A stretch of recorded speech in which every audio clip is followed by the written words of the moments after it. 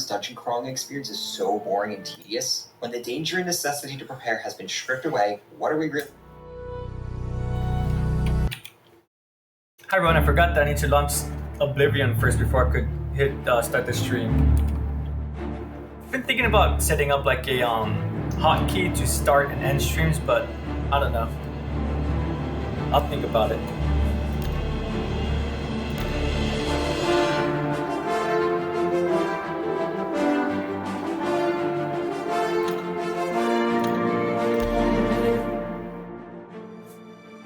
Oh, so really quickly, I did download 2 more mods. Nothing extravagant. I just downloaded.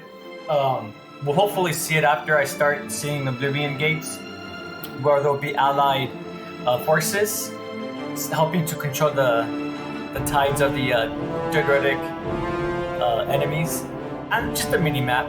That's essentially it. I'll be honest. The reason why I added the allied what's allied? Unfortunately, I can't recall what it's fully called. But I included that one just because, man, those Oblivion gates, they did kind of make me, well, a bit nervous. Like literally going to Elder Scrolls version of hell. But hopefully now, I'm thinking maybe I'm hoping not to do it for my first playthrough, but for my second subsequent playthroughs, I'll definitely be using. Apparently, you could add companions, which is pretty cool. I wonder how that's gonna work. The hell was that noise? Huh. Anywho. I'm gonna go ahead and start. Oh, this obviously which is me testing those 2 new, or at least the minimap mod. Big left with? Well, let's look at what the experience really boils down to now. Going back to the hiking analogy, there's a few terms used to describe the types of routes one might take. That's the loop, the out and back, and the point-to-point.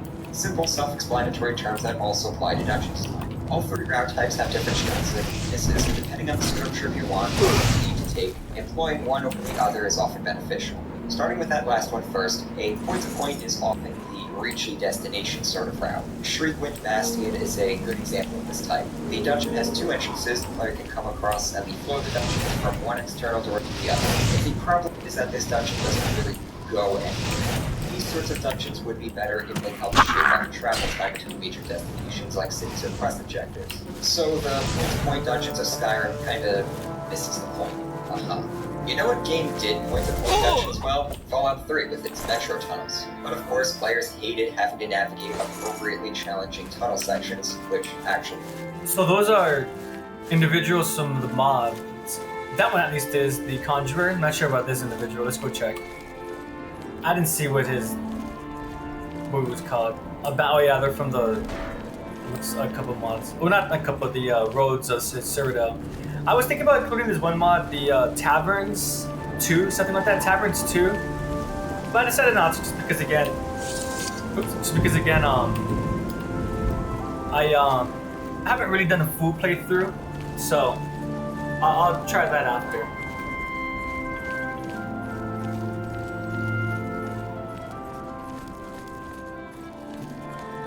They complemented Fallout 3's combat system well, because they looked samey and super mutants just weren't the most fun.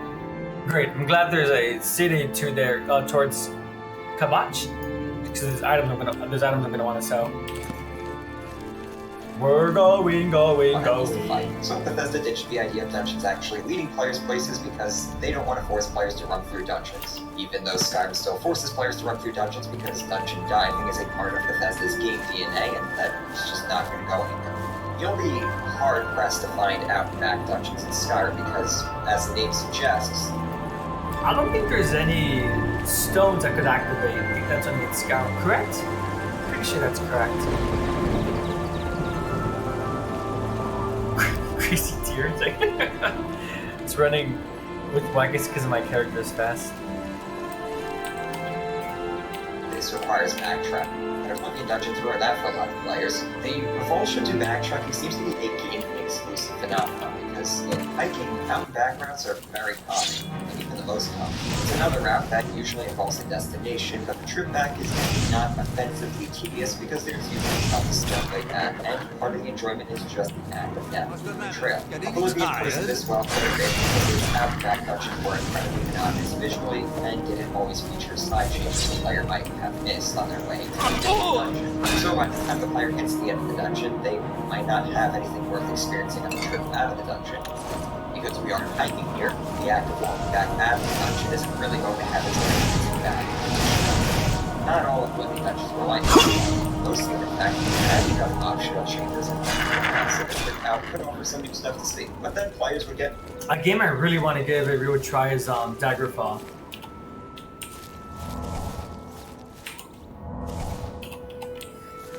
I've been reading a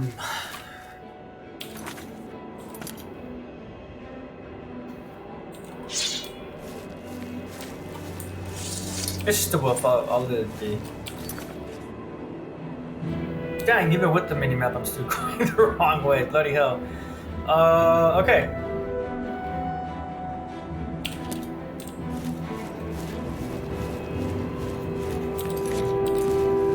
Easy fix. Anywho, I want to try out Daggerfall because on Reddit there's this one individual who's been doing kind of like a diary or a journal. What's it called? Giving Daggerfall a real try, day 1, day 2, the days they've been playing it essentially.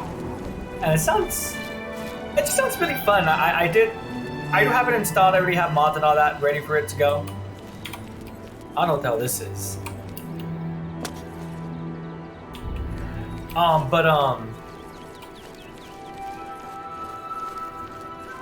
Yeah, it just sounds like a fun game that will help.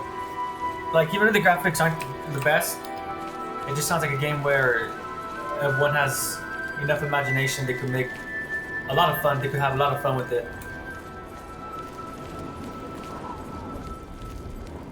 Okay, awesome. I'm glad these aren't violent. It's you.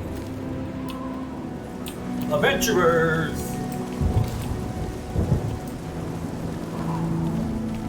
Wait, did I get distracted? There's signposts here. How did I lose my way?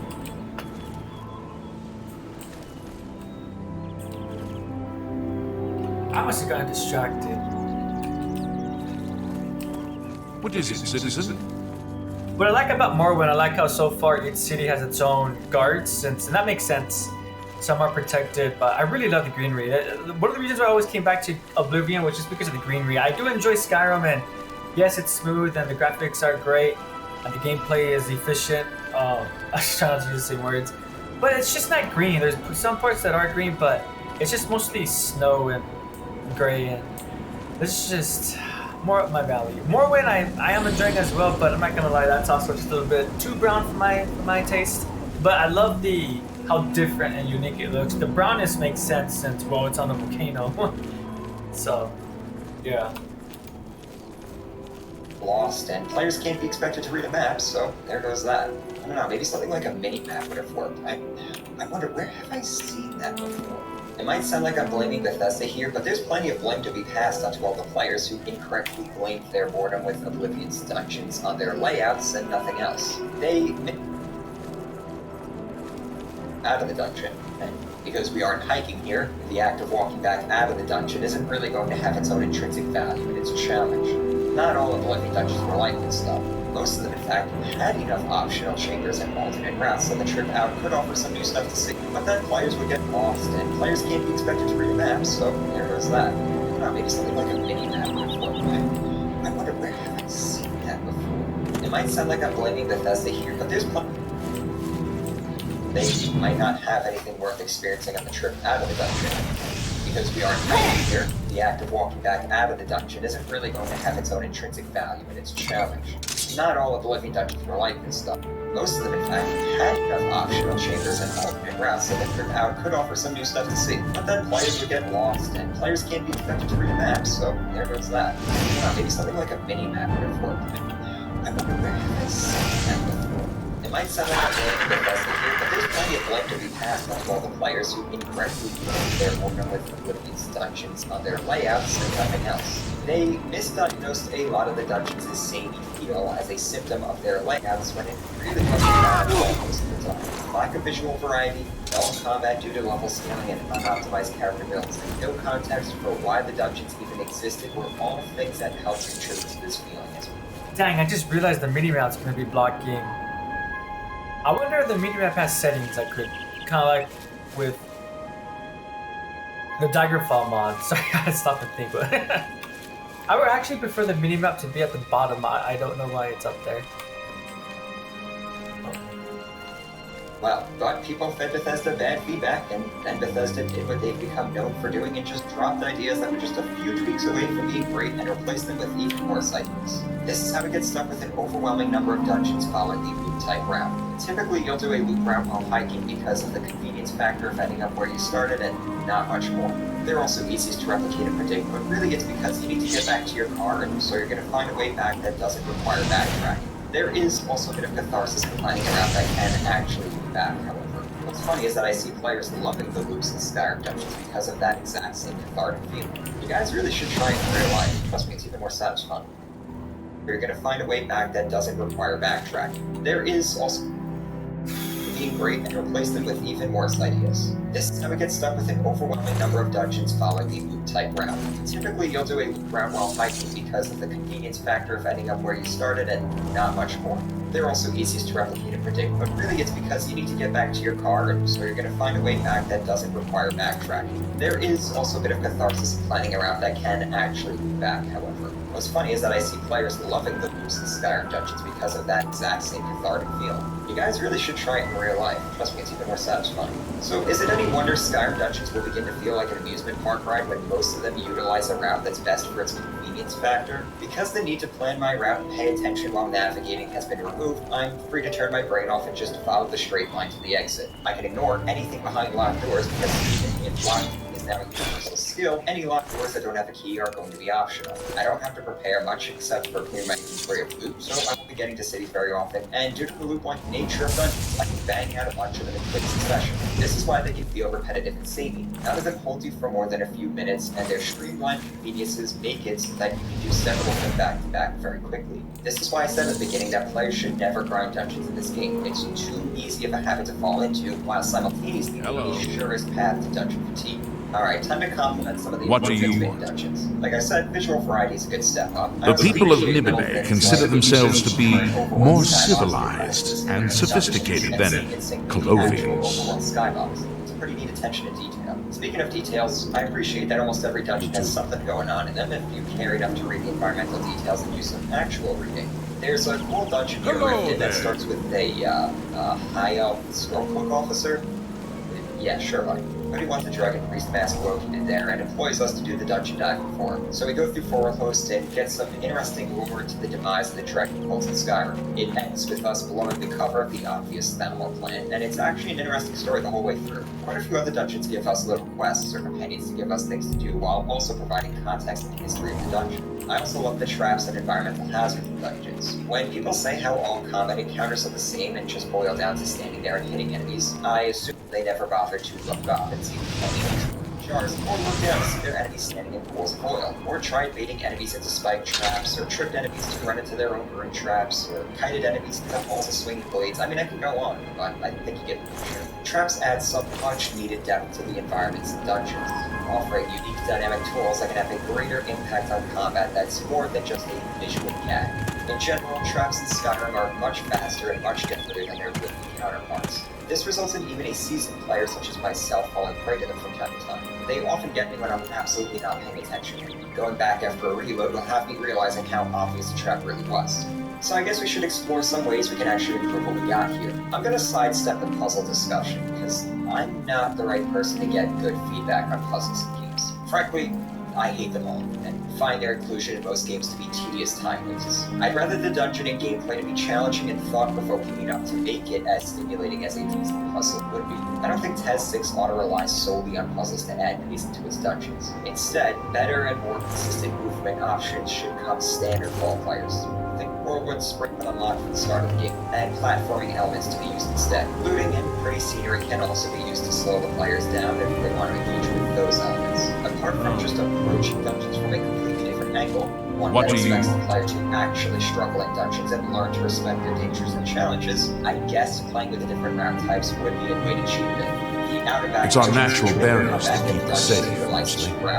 Mountain borders north and east, open sea to the west, and bogs and rainforests south. Spend the time going back the route they didn't take. Bethesda could also mess with reinforcements coming in the dungeon, so even if the player is backtracking, they are at least not backtracking through empty halls. Experimenting with more dungeon types is also something that would work, and it's something that they did do quite a bit in Skyrim, but because people never mentioned places like Lost Valley or Downtown, led to believe most players never even saw it. Fallout 4 did a lot of experimenting with things that...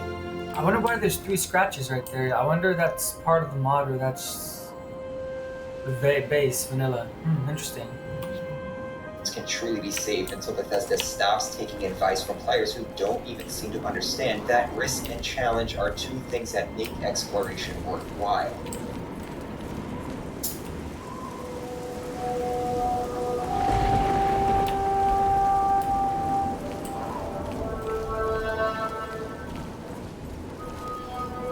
I figured I was going to need to play a few characters in order to do the melee analysis section justice. As a result, I ended up settling on 3 characters to get the job done. My first one was a standard sorting board that was as allergic to magic as I could make it, though shouts.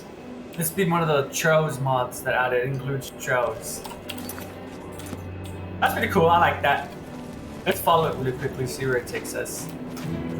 Blades bills that had some backup magic for defense. I'm almost exclusively relying on power attacks for the bulk of its damage deal. When I came up with how I was going to do these videos, I figured melee was going to be the most important play, which was why I stuck it in as video number 2. Turns out these were 3 of the most fun characters I ever played in vanilla Skyrim, and this has left me with a lot of questions that I need to answer in this section. I've rewritten this section 3 times now because I'm struggling to reconcile what my experience was like playing a melee character with the experiences of many others who have played melee and considered it irredeemably bad. I know the whole thesis of these videos is that people have been getting Skyrim wrong, but when looking at some of the other videos out there, I have to wonder how people are coming to such radically... Whoa, I wonder if this has to be the mods. Yeah, there's like no landmark here. Whoa, very cool. I love it. Well, I don't want to get too distracted, so... The last game that really gave me a sense of adventure and skill was The Witcher 3. You know what, everyone? I'm thinking that mini map. Well, I mean, it's useful. I just don't like how it's blocking up there, and also it's not. It's my first time playing. I justify it because although I never had a complete run. I'm not gonna lie, it's really nice in Morrowind. But do I need it?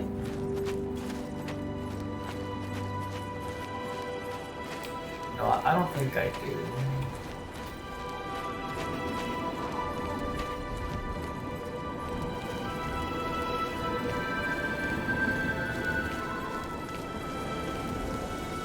But it might be useful in dungeons. What is it, citizen?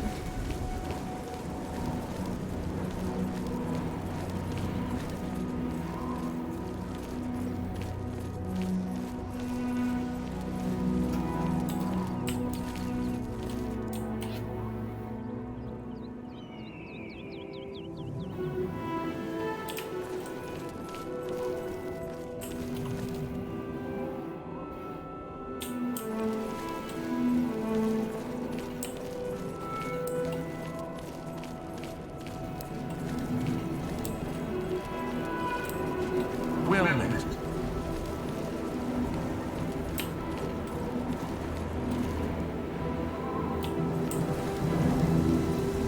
We'll see how this mod works in the city.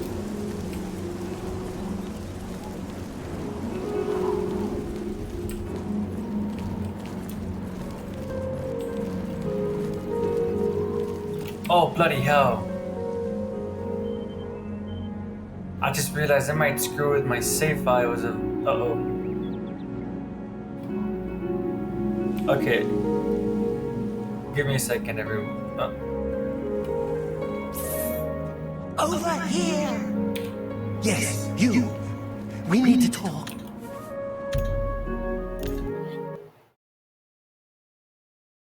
Used for a purely action-based system, to Oblivion's floaty combat riddled with damage sponges, and finally to Skyrim's system that gets lambasted for basically the same reasons as Oblivion's. There's always been one fault that runs through all of them: lack of visual feedback.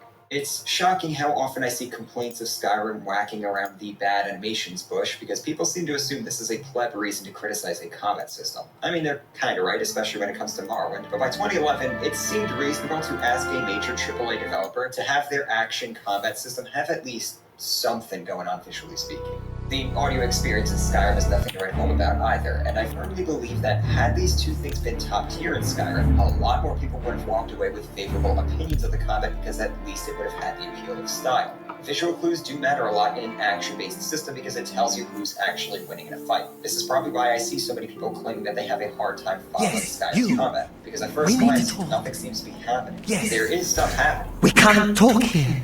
Too public. Meet me behind the great chapel at midnight. Don't let anyone follow you. I'll make it worth your while. It just all looks like... Alright, well, so far looks like it's fine.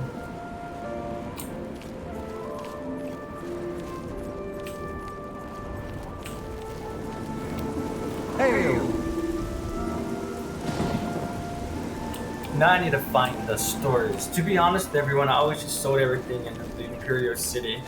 Don't really know. Actually, this is also true for Skyrim. that I'm very busy? This is also true for Skyrim. Mannequins whacking each other with foam bats, but I'll clue you into what the combat system was. Hello there. It's why I'm trying to fast travel anymore. What the hell? You're all crap. It's about time. I'm carrying.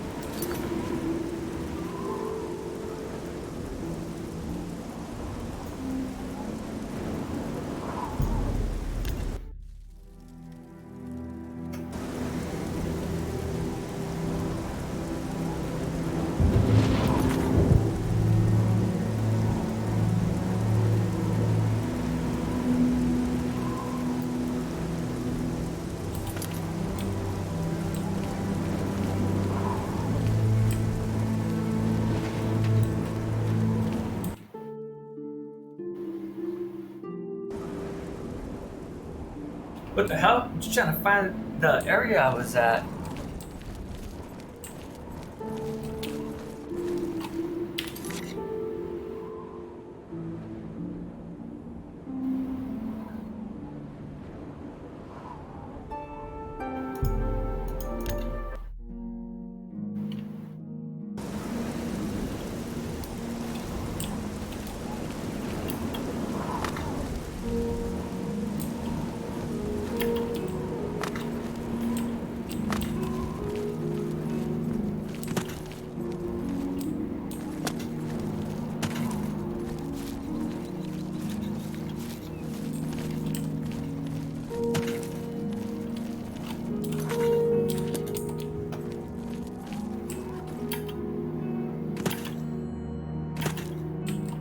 Finally down.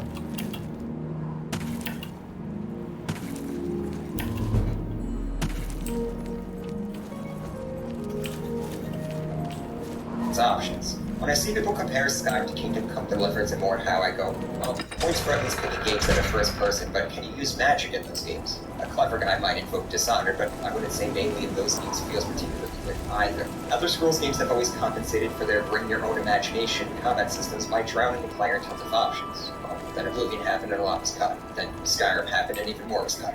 Honestly, the only people who really should have an axe to grind with Skyrim's combat sandbox are older TES fans, because those games had far more on tap. In their quest... Must be because of the better cities mod. Over here!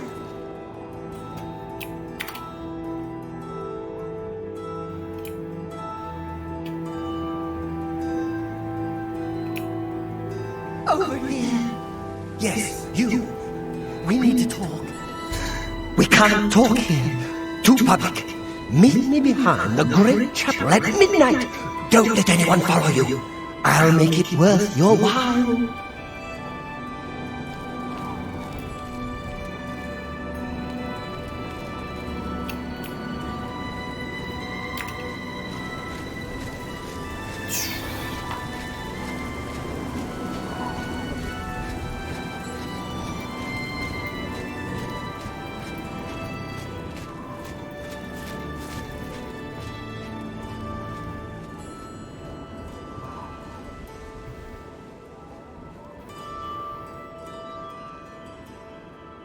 Oh, at least you finally went up.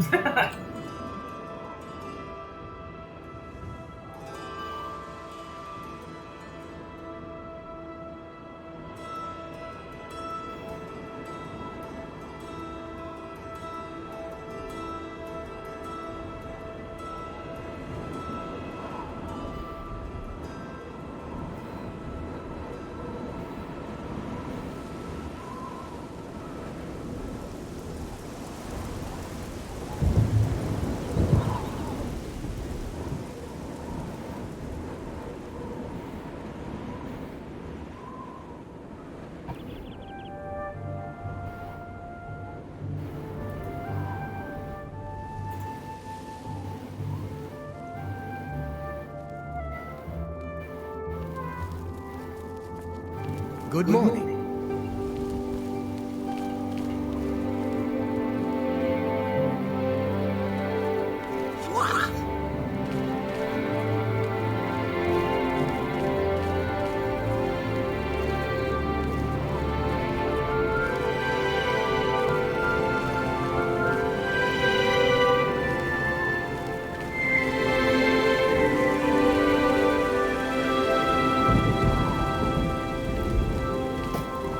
Well,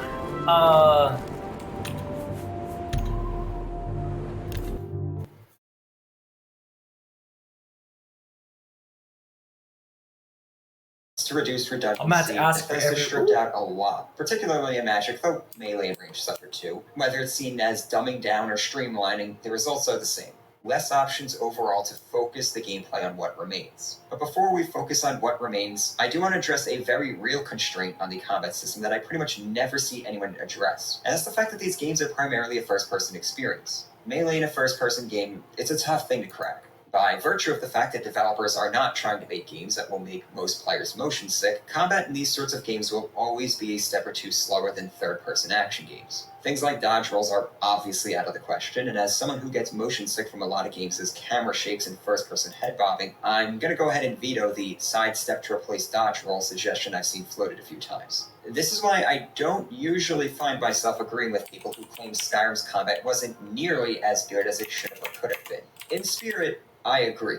There was a lot of room for improvement. But when people follow that statement up with, so they need to tear the whole thing down and start from scratch. Here's a list of 40 mods that I used to make Skyrim have Dark Souls combat. Yeah, I'm closing out the video. The bitter pill a lot of people don't want to swallow is that Skyrim's melee combat is about 70% of the potential we'll likely see from melee-focused combat in a first-person game. If there was a way of doing it well, we'd have seen it by now. Sure, TES6 could implement things like parries and contextual combat based on exploiting animations, which Fallout 4's melee system started to mess with anyways, but there's not a whole lot left to do to make the games more mechanically skill-based. And once again, making the combat of Elder Scrolls mechanically skill-based is completely missing the point of the franchise in general. Some people will say, well, the game has a third-person camera, just force the player into that perspective when they get into combat. I don't think this is a smart idea either. A first-person perspective offers players a more visceral and intimate connection with the game. Forcing every player out of that during the most exciting parts of the experience would feel like the player's being robbed of something. And what is to really be gained? To make Elder Scrolls games feel like other games out there? Maybe not all of us want to play a game that demands getting good at timing frames, perfect parries to survive every encounter. Maybe we like letting stats, levels, and equipment be the big factor in determining the outcome of encounters. But there's much better ways to improve the Skyrim combat experience, at least with how it feels. But I'll save that for when we get to discussing melee weapons in the next section. One of the most common complaints I see about Skyrim's combat is that it's shallow. But is it actually that shallow, or are people mistaking its simplicity for shallowness? Let me propose a hypothetical situation. Say you're a melee character fighting on some low terrain and you got an archer harassing you from a ledge.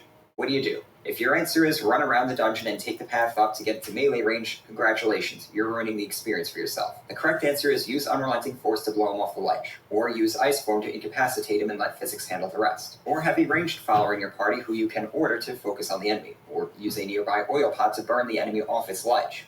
Okay, how about a difficult boss fight at the end of a dungeon? If your answer is chug potions until it's dead, once again, you're ruining the experience for yourself. Use level ups to unlock new combat moves, or start packing some poisons, or use Marked for Death to weaken the boss, or figure out what elements and types of damage that enemy is weak to and exploit that, or maybe use that staff and those scrolls that have been sitting in your inventory for ages. Skyrim's major fault is not in it lacking tactical options, it's in its habit of not pushing the player towards using those options. Well, also, it's its punishing leveling system, but hang on to that thought. Skyrim is terrified of two things: forcing the player to commit to something, and showing the player numbers. Aside from the bad animations and sound effects, I really believe the commitment issue is the source of many complaints people have about combat, especially melee. Because Skyrim doesn't want to force the player to pick up blocking, the player is technically free to ignore it. The result is terrible, and I'd argue is the wrong way to play any melee character that isn't dual-wielding, but it is possible. You can brute force your way through every engagement, soaking in tons of damage, guzzling potions, and constantly backtracking and jumping onto ledges where enemies will have a hard time chasing you.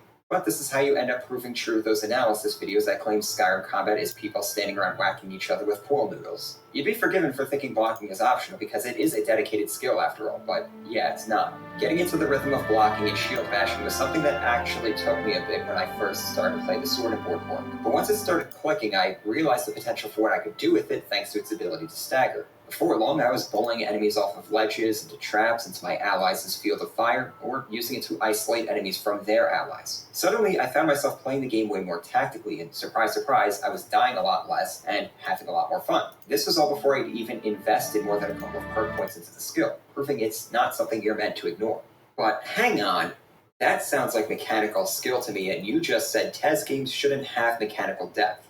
No, having a game with no mechanical depth is how you end up making interactive movies. Some level of mechanical skill depth is necessary to make any game be a game, especially an action RPG. I just don't think we need to go very far with Skyrim's system. Let's not pretend there's no middle ground between Dark Souls and Cookie Clicker. This got me thinking of new ways that I could bully enemies with my shield, and it didn't take long for me to find the veggie soup strat. Once again, I will not blame you for forgetting or not even knowing Skyrim has a cooking system. For the most part, it's kinda terrible, and was something that saw much better iterations in Fallout 4 and 76. One of the few useful things that you can cook up, though, is vegetable soup. This just requires a head of cabbage, a leek, a potato, and a tomato. With 4 simple ingredients you can find all over the place in the game, you can literally invalidate stamina management for the rest of the game.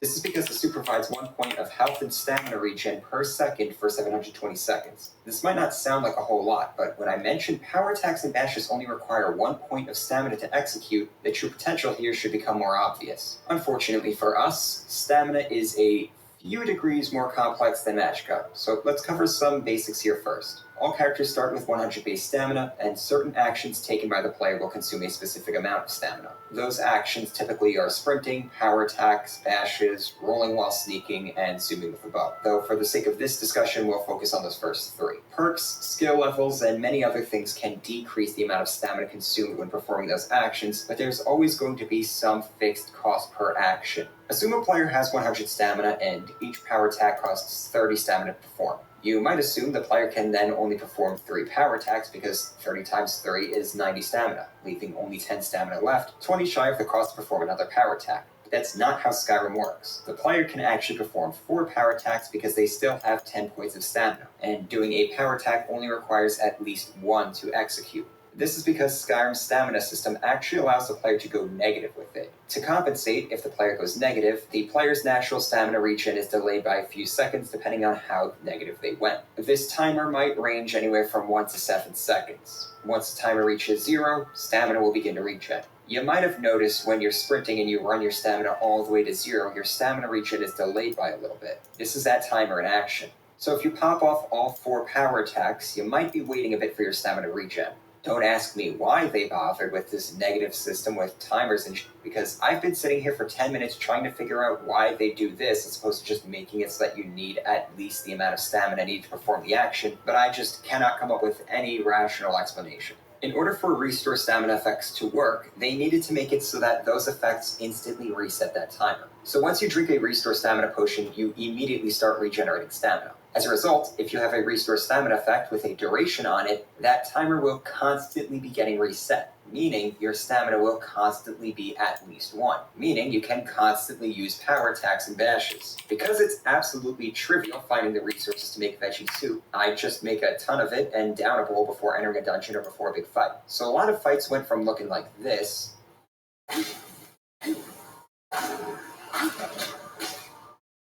to this.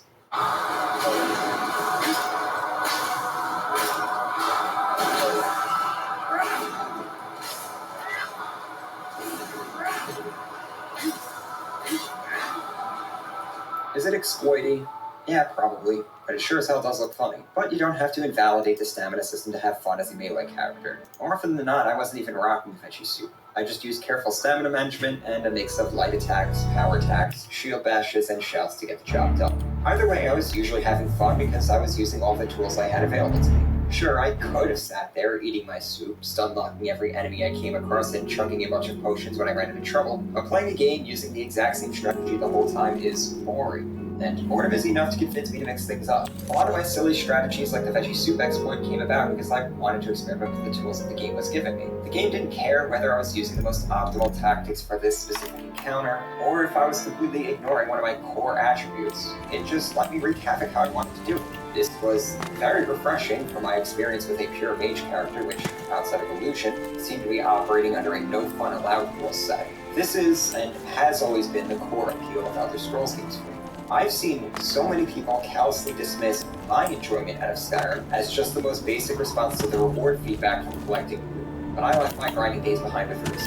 For me, finding a game that lets me mess around with its systems in unique ways the developers clearly didn't intend is something I find deeply satisfying. If you're the type of player that is looking for a more carefully designed and purpose-built game that's absolutely going to let you know you should be blocking using power attacks, that's fine. Skyrim's probably not going to be the game for you. But to say Skyrim lacks any sort of mechanical depth because we ignored all the instances where it does have depth is just silly. In writing this section, I came up with another melee magic build that would let me invalidate investing into stamina and health and burn with can't hit, and I want to break away and try that build out. That doesn't sound like something. Wow, no way, I can't believe that worked. I was this close to, Oh, that's wicked, no way. What? Over here! I'm sorry, I'm just excited, that's awesome. Yes, you. We can't talk here. Well, you saw what I did in case anyone needs to. That's awesome. To be frank, I don't know if it's normal for bosses to not launch. But, I mean, the game works itself and I was able to... What? My mind is just... right now. Awesome. Alright, cool. Well, I guess I'm going to keep on playing. If using two-handed weapons and their slow swing speeds, just switch to one-handed weapons. It'll be fine. No, it really won't be fine. Unless you're making that switch very early on in your playthrough, switching your main source of damage dealing is awful. We can't talk here. Too public. Meet me behind the great chapel at midnight. Don't let anyone follow you. I'll make it worth your while.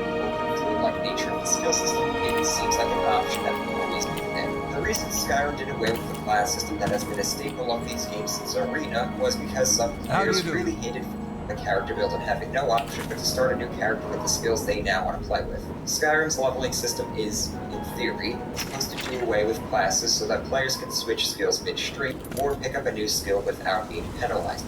Alright, cool. So back to my original issue, finding the market, which I much prefer than the other issue.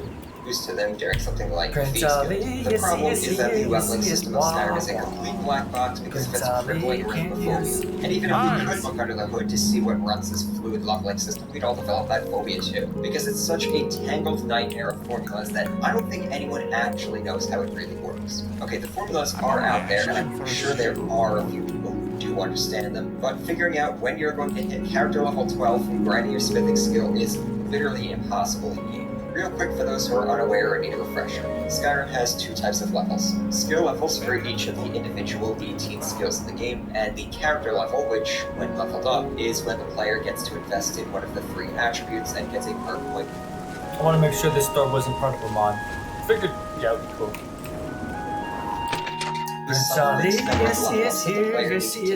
What's your story? In order to earn a What have you character been up to? level. It was 10. So I if heard one of people your major saying skills they ran rating into is 1, goblins 10 around skills here will not get long you ago. the next character I level. can't stand Because them. Skyrim doesn't have major and minor skills, all Horrible skill things. level I increases hear that to the a high majority of elves character train level. you. The thing I is, can't there's imagine. no set number of skill Take levels care. to gain a character level up. We now have character level up XP instead. That XP is a number that we cannot see, so that alone is putting a big blinder on the player trying to figure out when they are going to get their next character level up. The other thing is that skills do not contribute the same amount of XP. XP is awarded based on the skills level compared to every other skills level. For example, if smithing is your highest skill and pickpocketing is your lowest skill, leveling up smithing will award the most character XP in pickpocketing. Welcome to Oblivion All Trading, award their Skingrad's output. finest selection of general You have no merchandise. idea how much XP I'm you're Gunder. going to contribute to Just the let me know what you level want. can't even see. So now you can start to see. I don't why trust you you might enough be in to talk serious about trouble that. If you decide at character level 25 and skill level I haven't 35, heard much which about isn't him. high enough with two I'm hundred. thinking about going down to Endlem to Which hear has a him skill for level myself. 18. Don't worry though, skill XP gain is I based enjoy off the of wines that their Tamika XP makes in her scores, but they are vineyard, proportionate and to they're how much reasonably they priced are as very well. equally confusing relationship. So you can grind those I like levels, Skingrad or just you might end up in a fine. situation Folks where are a you little actually quiet grind by levels, Skyrim in which standards, case your but archer they're skills friendly will and loyal contribute when they much get your to know character you. XP gain. This is a serious problem if you need perk points to invest into that archery tree.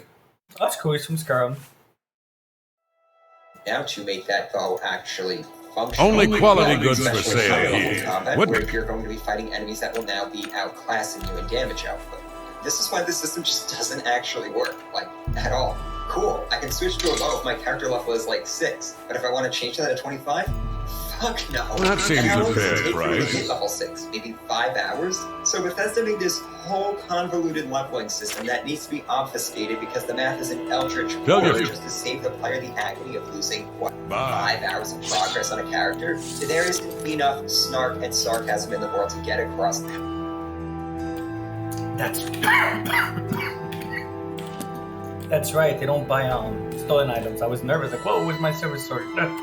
Welcome to Oblivion How Trading. bad of an idea this was. Oh, and Go this is ahead. important. All those perk points you might have invested into that skill you're now dumping. Only quality And all goods those for into sale. an attribute you might no longer want to use. Say goodbye to all of that until you complete the Dragonborn DLC and unlock the ability to add. Good job, Still Short Sword. You served me really well, and I appreciate that. I'm keeping the Iron Dagger just for murdering and Dark Brotherhood quests. Least refund You your may- perk points in a skill tree. You could also go the insane route and That's legendary more than I'd skill is usually another pay. thing.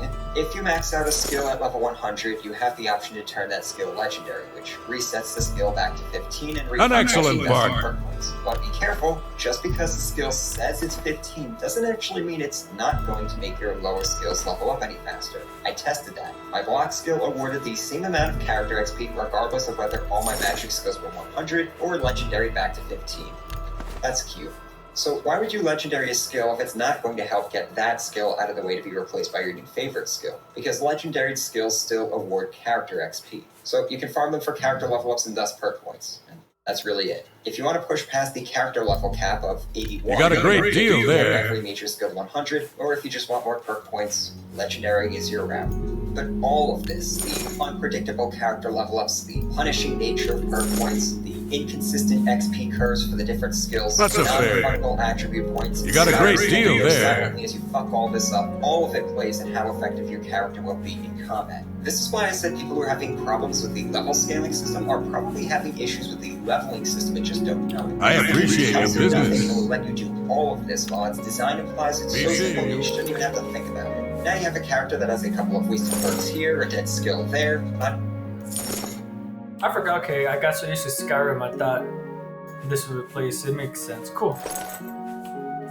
Oh wait, what the hell? Never mind. What was that? What was I running around? Oh, okay. Never mind. enough points invested into health, and now you're getting bodied by enemies that you know are getting more difficult. It's easy to blame the level scaling system for making the difficulty. What can I do for you? But the truth is, Have a look you around. You You won't find better prices in all Tamriel. There's probably That's a few more- other general topics worth broaching, but we still got 5 skills we need to talk about in more detail, and I want to keep this short. The astute viewer might be thinking, 5 skills. I thought combat had 6 skills today. You're correct. Technically, the combat skills are smithing, heavy armor, block, one-handed, two-handed, and archery. I'm going to be punting archery over to video number 3 when we talk the stealth playstyle, because if I don't, that means we'll have Thank to you. 3 offensive abilities here and no offensive abilities in the stealth video. Because the stealth combat Goodbye. style has no offensive skills outside of Hello. poisons onto enemies. Funny thing is that the stealth standing stone What? actually includes archery. So if you pick the combat A standing Malls stone, at you the won't Fighters get Guild increased has gotten to be an XP. expert on goblin How is hunting. anyone even supposed to know He that? just hates I'm going to make things. the executive decision here to group our discussion. I don't trust you enough to talk about that. Together. These skills are so similar that even their trees look almost identical. Farewell. If I separated So, them, I just you want need to me? move myself a lot. I'm So Chandro I'm gonna Yara, use the magic the here Count's and butler. redundancy.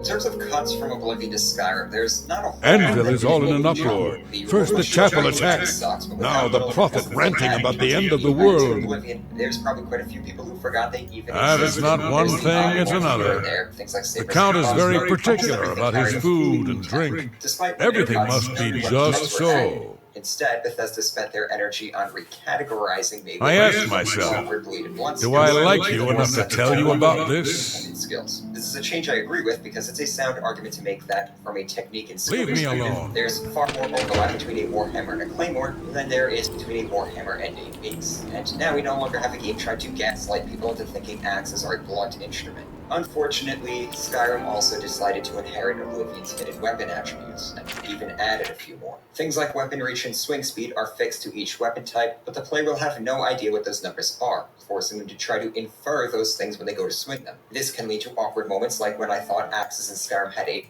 Uh-oh, that was a crash.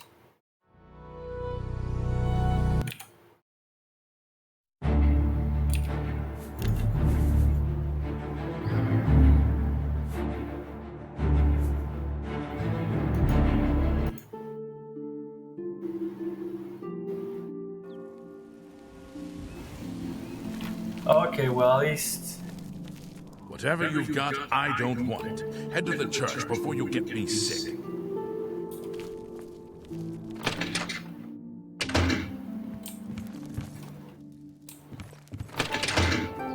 That was a really short run, too.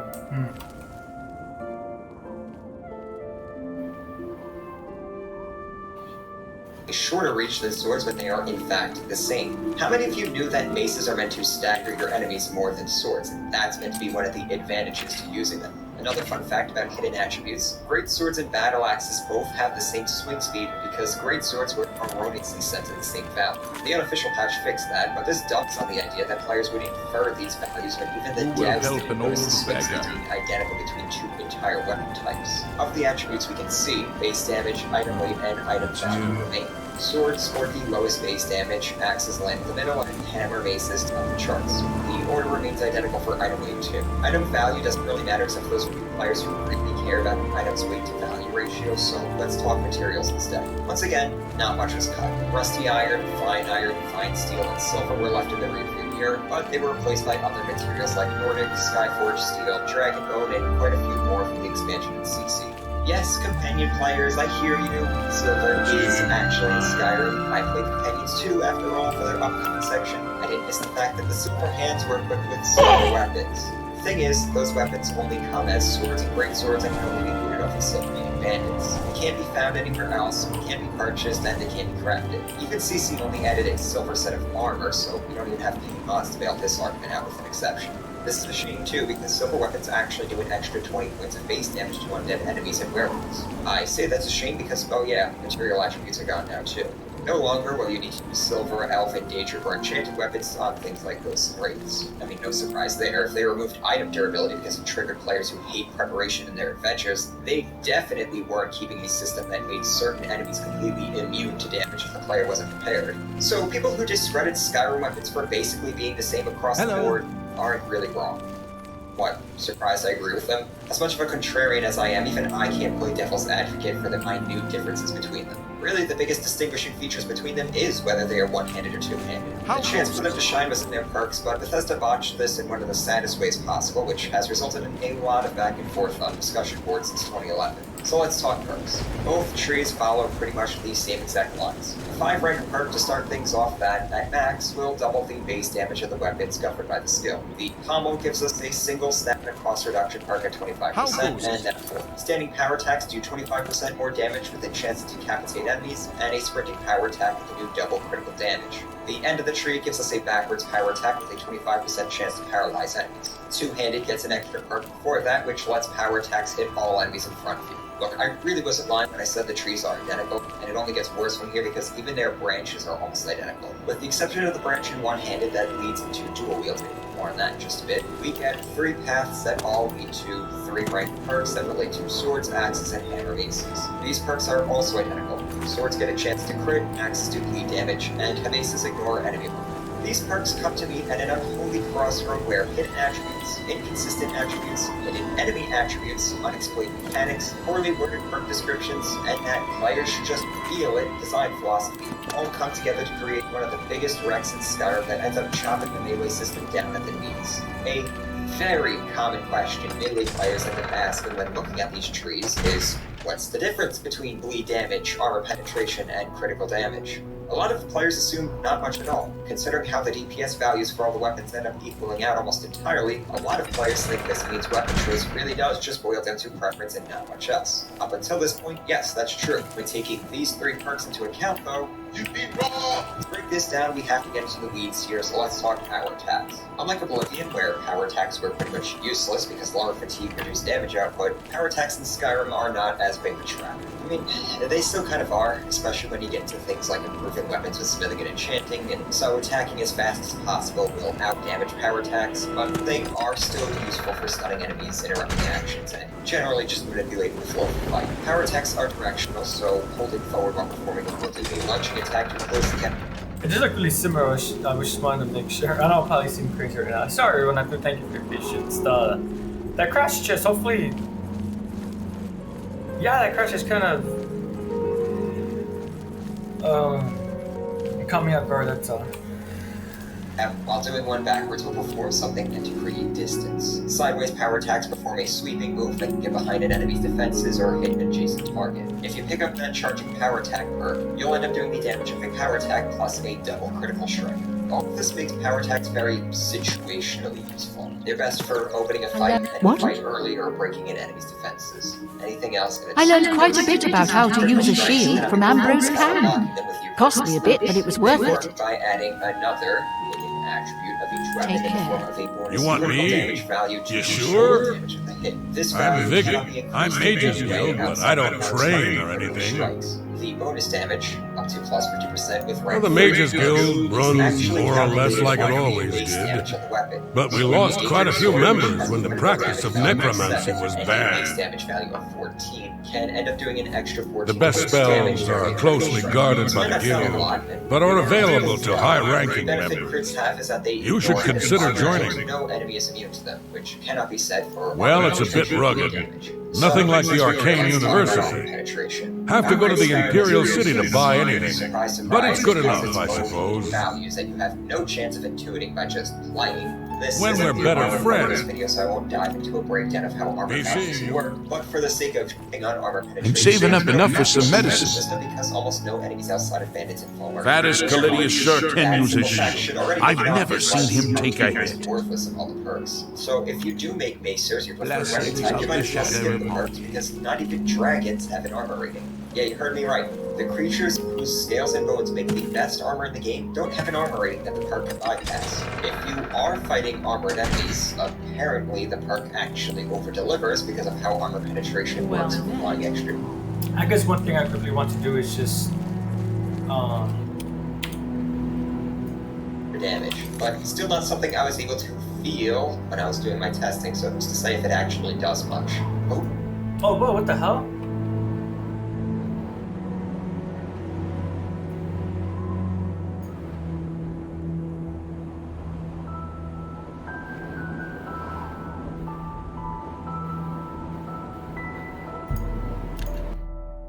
Bleed is the last, and it's kind of a joke too. While it is effective against more enemies than armor penetration, things like undead and dormer automatons are still immune to its effect. Bleed is nice because it can stack, and the damage also ignores armor rating, but the damage still ends up amounting to very little. Bleed damage is, of course, another hidden value of each weapon that isn't derived off of any values we can see in game, so once again, just something you gotta feel. I doubt there's anyone on this planet perceptive enough to notice that Orcish axes do more bleed damage than any other axe south of Ebony. A Daedric axe with 3 levels in its bleed perk will give 3 bonus damage per second for 6 seconds, resulting in 18 extra damage total. But it can stack, so 6 seconds can probably let you stack it 3 times or so. Still not much, but it is constant, as opposed to critical hits that only have a chance to occur. Just make sure you print out the bleed damage chart because the perk description is not at all informative, and each material type is all over the place in their damage and duration. Just look at this, there's no rhyme or reason at all. The perks increase the duration of the bleed effect for iron, but every other material has their bleed damage increased by the perks, while their duration remains the same. The damage increases are another cluster of inconsistency. Steel going +1, +1.7, and +2.3 all lasts for 3 seconds. Dwarven goes 1.2, 1.75, and 2 for 4 seconds. Daedric goes 2, 2.5, and 3 for 6 seconds. Then you look at Orcish, what the fuck happened? I've heard others say the 1.5 same. damage for 4 seconds, 4 seconds, and then 8 seconds. Why? These perks then run into the other parts of the UI that refuse to show numbers, so you gotta be really in tune with how long fights are supposed to last in Skyrim at your given character level, one-handed and two-handed skill levels, the difficulty you're playing on, and the types of enemies that you're fighting in order to figure out which weapon type you want to run for the best experience. Or just ignore all that bull. Oh, that's cool. They fixed it. This is how it was before. If you guys watched my other video 2.1, I explained how, and I was actually trying to get,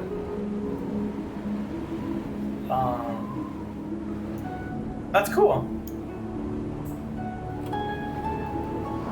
And go with one-handed swords because they have the second highest swing speeds, and once you start improving your weapons, landing more blows becomes the name of the game above all else. Actually, daggers are technically the best weapons, but a short reach can be a hindrance in of itself. But a dagger shield build would be quite potent because if you get into a situation with an enemy blocking, you can just shield bash and open it up to more dagger spam. Or you could go the dual dagger route. I'm actually going to talk about daggers more in the stealth videos, so instead let's talk about the dual conjured sword character I ran on stream. Dual wielding is actually pretty fun. One of the genuinely fantastic additions made to Skyrim's combat system. It's got plenty of shortcomings, which has earned it plenty of detractors, but if you really want a chaotic, high-risk, high-reward melee experience, yeah, go ahead and give dual wielding a whirl. In terms of perks, you only get 3 for dual wielding, and presumably the weapon type specific perks if you really wanted to wade into that, but the perks that increase dual wielded speed and power attack damage will actually apply whether you use your left-hand weapon or not. So long as there's a weapon in that slot, the perk will be active. This actually leads into some nice quality of life improvements for my perspective. The downside of dual wielding is that you give up your ability to block, and magic becomes more tedious to use. But there's a bit of a quirk when dual wielding weapons that I discovered while playing this character on stream. I'll let my past self demonstrate what that is. Hot-keying the left weapon doesn't work? Don't tell me that. That's gonna make this even more fucking annoying. Oh my god, you're right.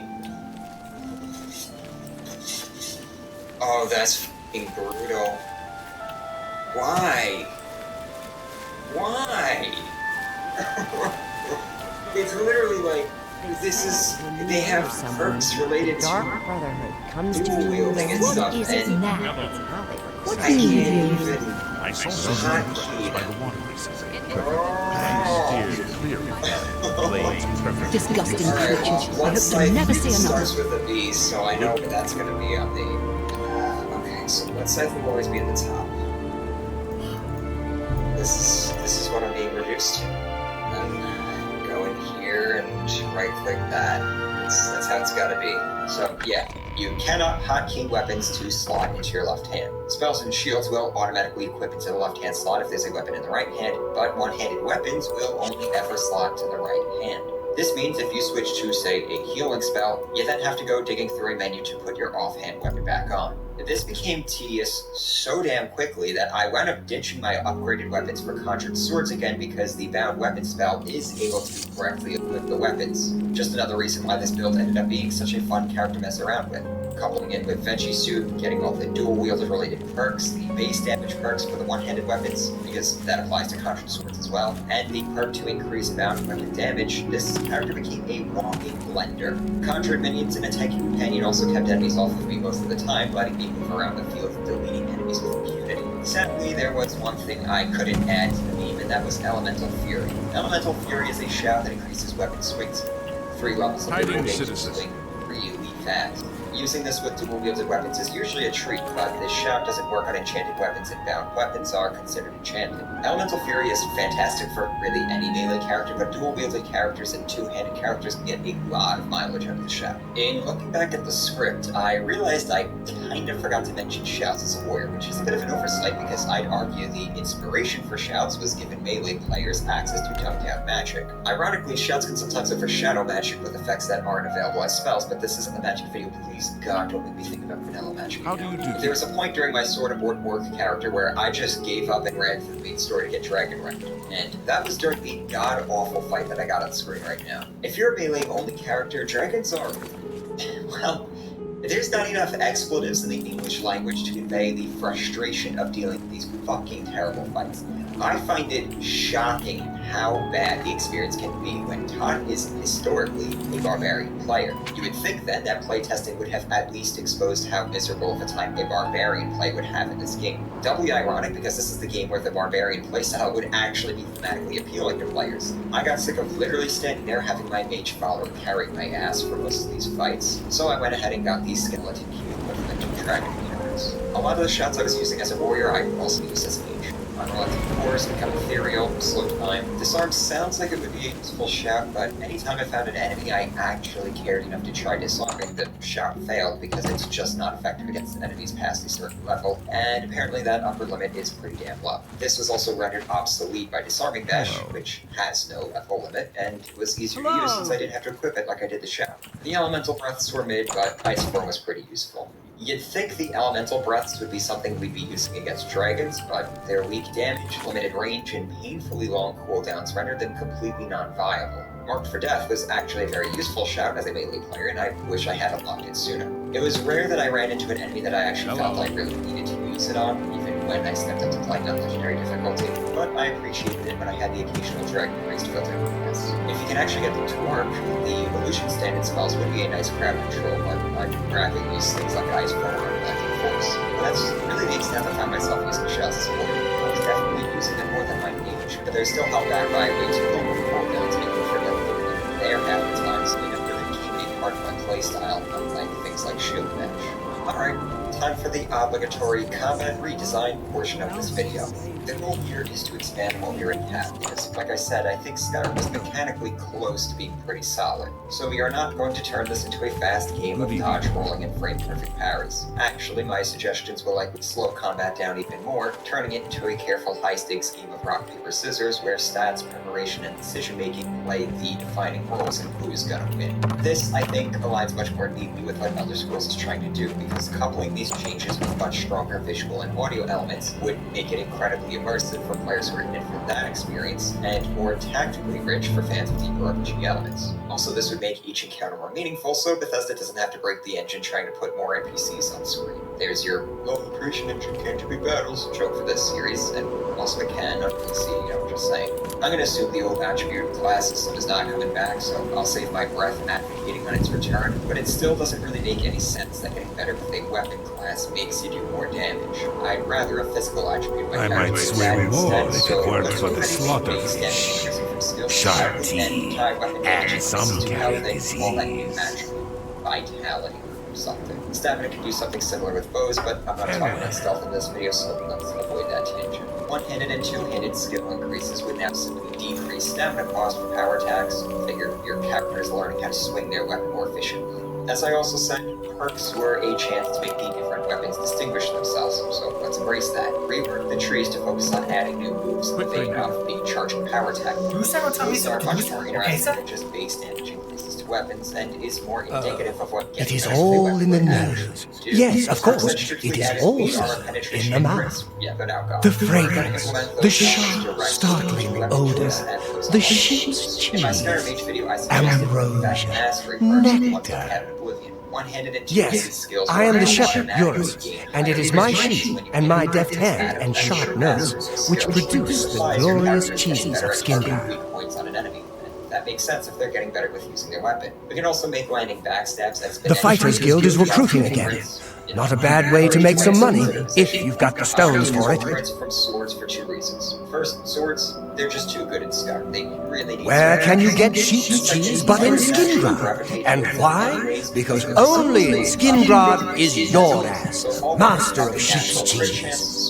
I can also teach a bit of athletics. Why, you ask?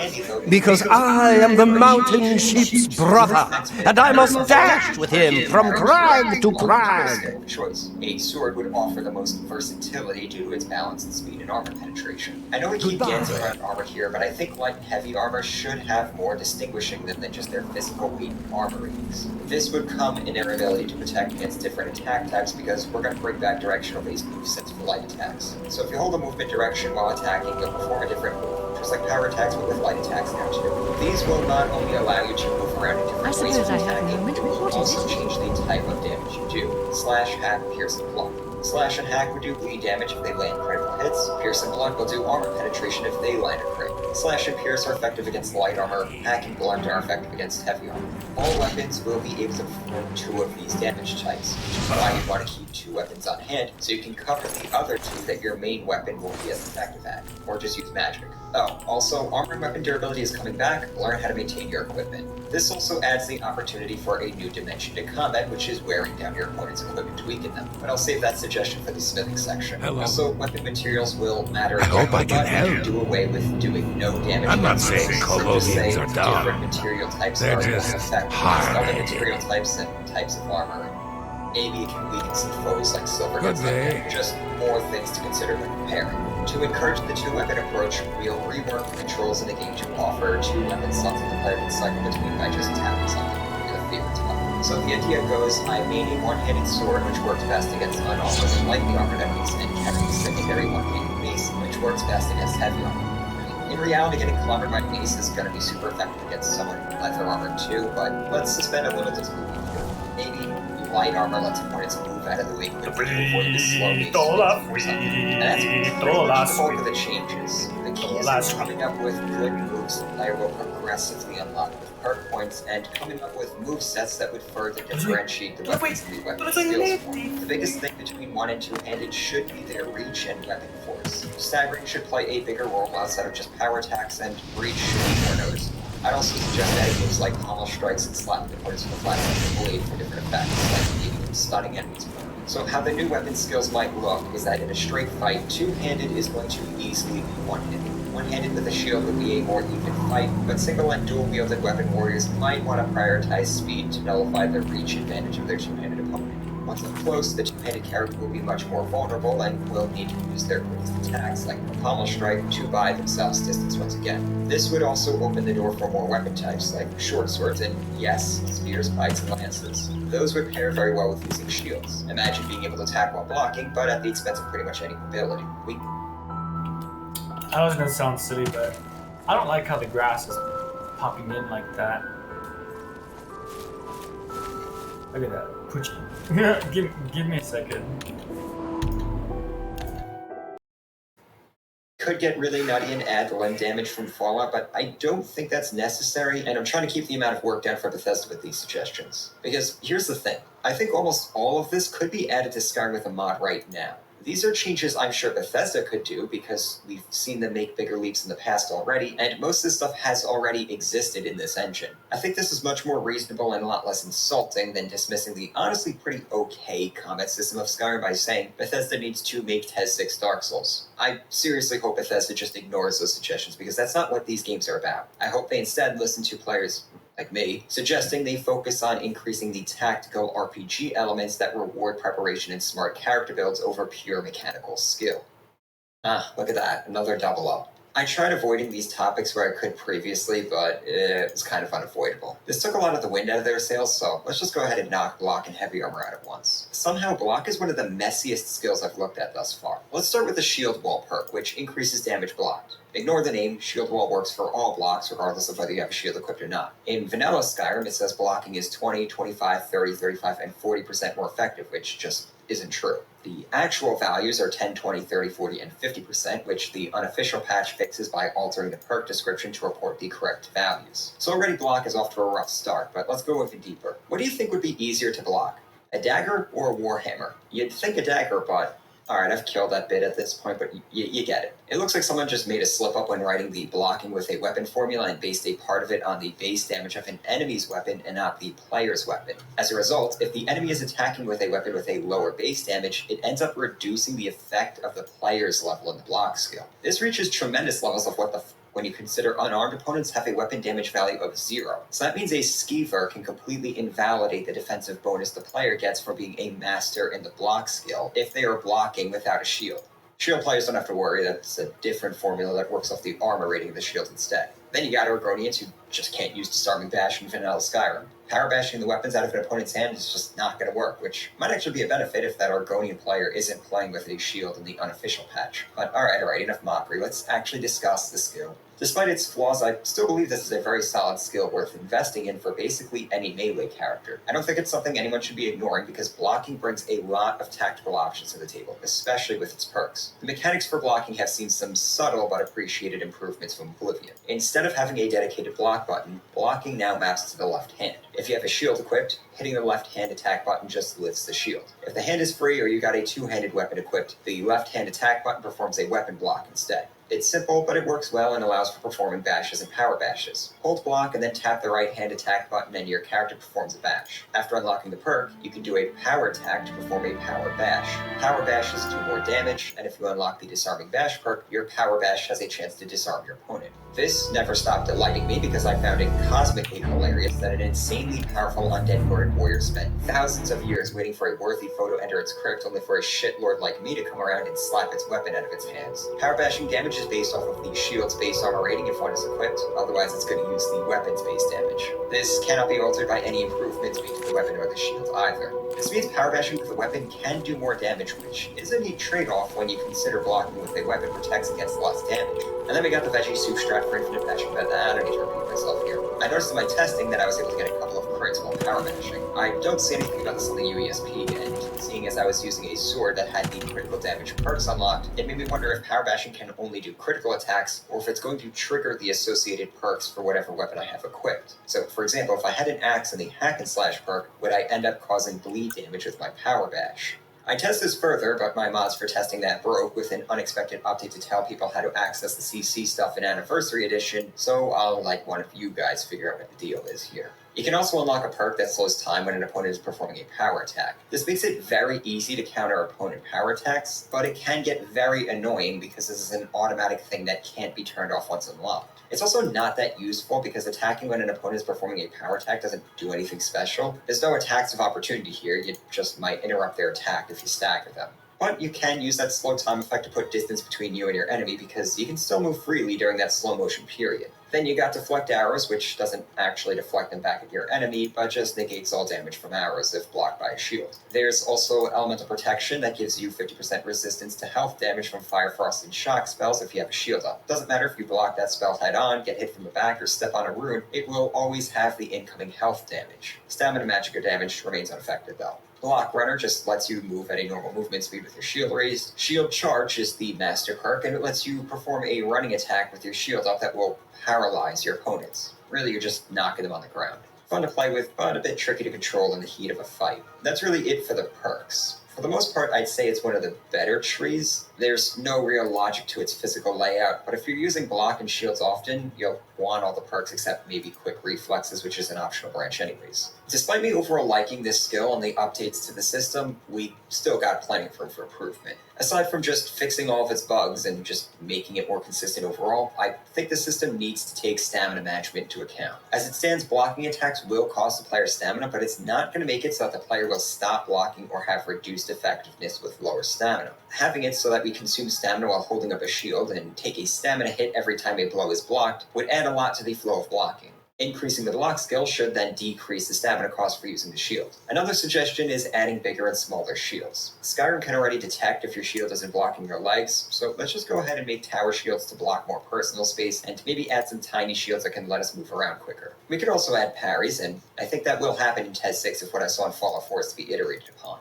Armor rating and damage reduction are the two stats linking block and heavy armor. I'll keep this part simple because the formulas and math influencing these systems are extensive. Damage reduction is a value derived from armor rating and other factors, but as the name implies, this is the true value that's being used to calculate how much damage you're actually going to take when getting hit. Damage reduction is exponential to your armor rating, so higher armor ratings proportionately reduces more damage, which only makes the system more complicated and ultimately leads to its self-destruction. Directly boosting damage reduction is basically impossible. You'll be increasing damage reduction by increasing armor rating. Armor rating can be increased primarily by equipping items with higher armor rating values, increasing your skill and your armor stat, this being heavy armor today, enchantments that fortify the skill, and picking up perks in the heavy armor tree. Then there's the bonus armor rating from an equipped shield, one of the benefits of blocking with the shield as opposed to just using a weapon to block. Armor has its own hidden value in the form of a hidden bonus 3% increase to armor rating for every piece of armor equipped, but as far as I can tell, that's the only truly hidden value for armor, so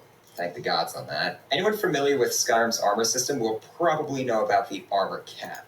Armor cap is actually a misnomer because it's really a cap of 80% on damage reduction. You're free to pump your displayed armor rating up as high as you want, but your armor will never make you completely immune to all incoming damage, only 80% of it. This can be reduced down to effectively 97% though if you use a shield to block. Shields also have a cap on their damage that they will block too. As I said earlier, this is probably because Bethesda didn't want to let the player completely invalidate enemy damage in this game, now that we no longer have infinitely scaling stats for enemies. The problem is that nothing in-game will tell you about this cap, and it's absolutely trivial hitting it. For example, with a max skill in heavy armor and all the relevant protection increasing perks, you can hit the armor cap with a full set of unupgraded Daedric armor plus its shield. Let me put this another way. With 100 in the heavy armor skill and all of its relevant perks unlocked, you can literally ignore the smithing skill and any enchantments that boost your heavy armor skill with what's admittedly the best armor in the game. Still, I spent hours painstakingly min-maxing my armor by grinding smithing and enchanting, stacking alchemy effects, and all of this other nonsense, only to remember when I was done that the armor cap exists and I was well beyond it. The upshot is that you could focus all that energy into making the best pair of boots or something and forego equipping armor in any other slot because your boots will give you all the armor rating you need. Or if you use a shield spell, you can ignore most armor slots because shield spells work by just adding armor rating. Or you can just get a set of iron armor to its best quality with 100 smithing and also hit the cap. Basically, there's no reason to give your armor much thought outside of aesthetics because you are pretty much guaranteed to hit the armor cap at some point. I understand why the armor cap exists. Being able to hit it by your mid-30s as a heavy armor sword and board warrior is absurd. It invalidates so many perks, skills, equipment slots, armor materials, spells, shovels. The list is endless. The armor cap being this accessible effectively removes over half the things you needed to consider at earlier levels. This is one of the most visible signs that Skyrim desperately needed another pass to fine-tune its scaling, because this could have easily been fixed by just tweaking the underlying formula so that we don't have an exponential increase in damage resistance. But hey, now I can play Fashion Souls. Too bad most of the armor in Skyrim is just ugly, but at least we have CC to fix that. Ugh, never mind. We'll be circling back to this armor cap conundrum because it's such a profoundly destructive influence on the melee experience, it almost borders on removing spell crafting levels. But at least with the armor cap, we can be blissfully ignorant of the fact that our upgrades stop having any sort of effect because the game isn't showing us numbers. Magic, on the other hand, yeah, you felt that nerf the entire time. The perks of the heavy armor tree are just, well, they're just fucking terrible. Of all the trees I've covered so far between Magic and Melee, this is by far the worst. We start off with Juggernaut, increasing armor rating for heavy armor by 20, 40, 60, 80, and 100%. Ignoring the fact that it's not a very exciting thing to invest in, it also just doesn't make any sense. How does getting more skilled with my armor increase its effectiveness? Sure, maybe my character's not wearing it correctly at first, but they shouldn't need to be a master to figure out how to finally wear their armor correctly. Increasing your level with this skill also has this effect, which is redundantly stupid. This sounds like something that Vitality attribute from earlier could come help fix. Fist of Steel allows unarmed attacks with heavy armor gauntlets to do their armor rating and extra damage. I really don't know if we're even going to get into the now extinct unarmed skill, but this is the only perk in the game that even acknowledges the punching lifestyle. What's bizarre is that there's no equivalent perk for light armor, so I guess Skyrim just decided pugilists and monks were classes no longer worth being recognized. Yeah, Khajiit players are seething right now. Cushion halves fall damage if you're wearing a full set of heavy armor. As silly of a perk as this is, I kind of approve because it at least adds some kind of feature. I never found fall damage to be something to consider, especially when Become Ethereal lets me throw myself off mountains with impunity, but maybe a 75% fall reduction would be more appropriate, with it automatically triggering a ragdoll effect after a certain height to better show your armor absorbing the impact, and also because it would look funny watching a human tin can rolling down a mountain. Conditioning. Heavy armor weighs nothing and doesn't slow you down when running. Once again, makes no sense. I could see it increasing movement speed a bit, but it's in the name. Heavy armor. Letting this perk completely remove one of the only drawbacks only makes it so that light armor is just outright inferior now. It also just doesn't make any sense. How does getting better at wearing armor, well fitted, 25% bonus to armor if wearing a full set of heavy armor? Refer to my complaints about Juggernaut. Matching set. 25 bonus to wearing armor when wearing a matching set of heavy armor. Once again, it really goes to show how Bethesda had no fucking ideas for this perk tree when they had to make the same perk 6 times to fill in a tree with the fewest perks overall. Oh, I'm sorry, light armor, I didn't see you there. Tower of Strength, 50% less stagger when wearing all heavy armor. Alright, we haven't talked staggering much, but that's because it's just not a big issue for the player. The only time the player will be staggered is if they are hit by a power attack or a shield bash, and in the former's case, that's not even a guaranteed stagger. In my testing, I stood in the middle of a field getting whacked by 5 bandit chiefs, and I honestly couldn't tell the difference in stagger rate from when I was fully armored with this perk and when I was completely naked. I guess I got staggered a couple more times, it's really hard to tell. Staggering should be, like blocking, tied to stamina. Longer stamina, more chance of getting staggered. Also, maybe light attack should have a chance to stagger too. I know that stealing power attacks is thunder a bit, but it's not hard to sidestep an AI's power attack, especially when they telegraph them so much. Adding the chance to light attacks gives AI a better shot because they don't even seem capable of recognizing when a power attack is appropriate. A staggered foe should probably be more susceptible to getting crit too. Get staggered when your stamina is pretty much 0, and there's a good chance you're getting knocked flat on your ass. In a real fight, getting thrown off footing and especially getting knocked off your feet is about as good as losing a fight unless your opponent doesn't know how to capitalize. This should be reflected in Skyrim's combat by making staggering a much bigger deal as opposed to just a moment where you aren't allowed to spam light attacks. With those suggestions in mind, this perk would be a nice treat. But I'd say stagger reduction would also be a great thing to build into the effect of the heavy armor skill itself, as opposed to the confounding damage reduction effect. Maybe getting to 100 in heavy armor will guarantee 50% stagger resistance, and the perk can add an additional 25%. This would be another way heavy armor could distinguish itself from light armor and make up for its slowness. I can hear the Tez 6 should be Dark Souls people foaming at the mouth right now because I just proposed a watered-down poise system. And we can still steal ideas from Dark Souls here from time to time. You also have that force without effort blessing that you get from Parth that also reduces staggering 25%. Imagine getting to such a high stagger resistance that you could potentially stand up against a full unrelenting force shout. That'd be pretty powerful. Last perk, Reflect Blows. 10% chance to reflect melee damage back at the enemy while wearing all heavy armor. Sounds good, but it's defeated by the designer's lack of understanding of Skyrim's armor system. That reflected damage is based off the actual damage done to you, not the total damage of an enemy's attack. So if you're at the armor cap, that's only going to be 10% of the remaining 20% of the original attack's damage. But wait, it gets worse, because if you block with a shield, that's now down to 3%. On higher difficulties, that damage reflected back is also subject to the player damage tax. So if you're on legendary difficulty, that's 0.25% of that 3%, while you'll receive 3 times the damage taken from the hit. Truly a worthless perk, and that's the master level one. So yeah, I think you can see why I believe this is the worst skill I've covered so far, and likely is not going to be topped by anything, even lockpicking when we get to stealth. I honestly don't think there is a single good perk in this tree. The damage reduction perks can be made up by just upgrading your gear. The weight issue can be circumvented by the Steed Standing Stone, which can be doubled up with another stone with the Ethereal Crown, because as I demonstrated with the armor cap conundrum, you can easily forego a heavy armor helmet and still hit that armor cap. You're still going to be getting damage reduction from getting levels in heavy armor, which is an entirely passive leveling process, since it's just based off of the damage taken while wearing heavy armor. Use the perks that you would have invested in this tree and dump them into smithing and enchanting, because at least smithing lets you upgrade weapons without running into a damage cap. I guess the only thing left to complain about is the armor sets themselves. Like I said, I think they're all ugly, but that's a subjective take. What's objectively worse is armor getting reduced down to just 4 pieces. Yeah, we lost the ability to change our pants in the jump between Oblivion to Skyrim. I heard this was said to reduce the complexity of NPC armor so that Bethesda could get more of them on screen, particularly for the big battles of the Civil War. God, not yet. To which I hope this is just misinformation, because the solution there would have been to just make these Stormcloak and Imperial armor sets occupy both armor slots, seeing as they were the big concern here, or just give NPCs special unified sets, but when looted, a script replaces them with separated versions. We know containers can swap items dynamically, a quest in the Mages College did it. This would let Bethesda and players enjoy their cake. NPCs benefit from having fewer polygons and whatever else, and players get to enjoy having all their equipment slots. Aside from just losing the ability to mix and match armor the way I want to, this also has a dampening effect on enchanting, which really didn't need any more dampening to begin with. And really, enchanting becomes one of the only considerations for equipping armor in Skyrim thanks to the armor cap. Unfortunately, the limits on what effects can go on which slots makes enchanting gear for a melee character more of a flowchart than a freeform activity with endless benefits and drawbacks. For instance, the helmet slot is almost a complete waste for pure melee characters because the only thing even remotely martial skill related is the Fortify archery effect. Also, don't bother with Fortify heavy armor, it's completely useless thanks to the armor cap, and Fortify block is questionable because of its cap too. I could sit here and pitch ideas for how to fix the armor system, but I think I've given Bethesda enough ideas between stagger, vitality, the different damage types, and everything else. Perks that complement those new systems would be the best way to fix this tree. If I was going to just redesign the tree from what Skyrim already has, I honestly don't know. Even looking at what mods like Ordinator did to the tree, I'm left unimpressed. The problem lies in the armor system of Skyrim itself just being uninteresting and too divorced from all the other systems of the game. Case in point, spell effectiveness is no longer a thing. Armor needs to be more than just give armor rating and slow you down for us to come up with anything worth investing in as a player. So let's just move on to a more interesting skill.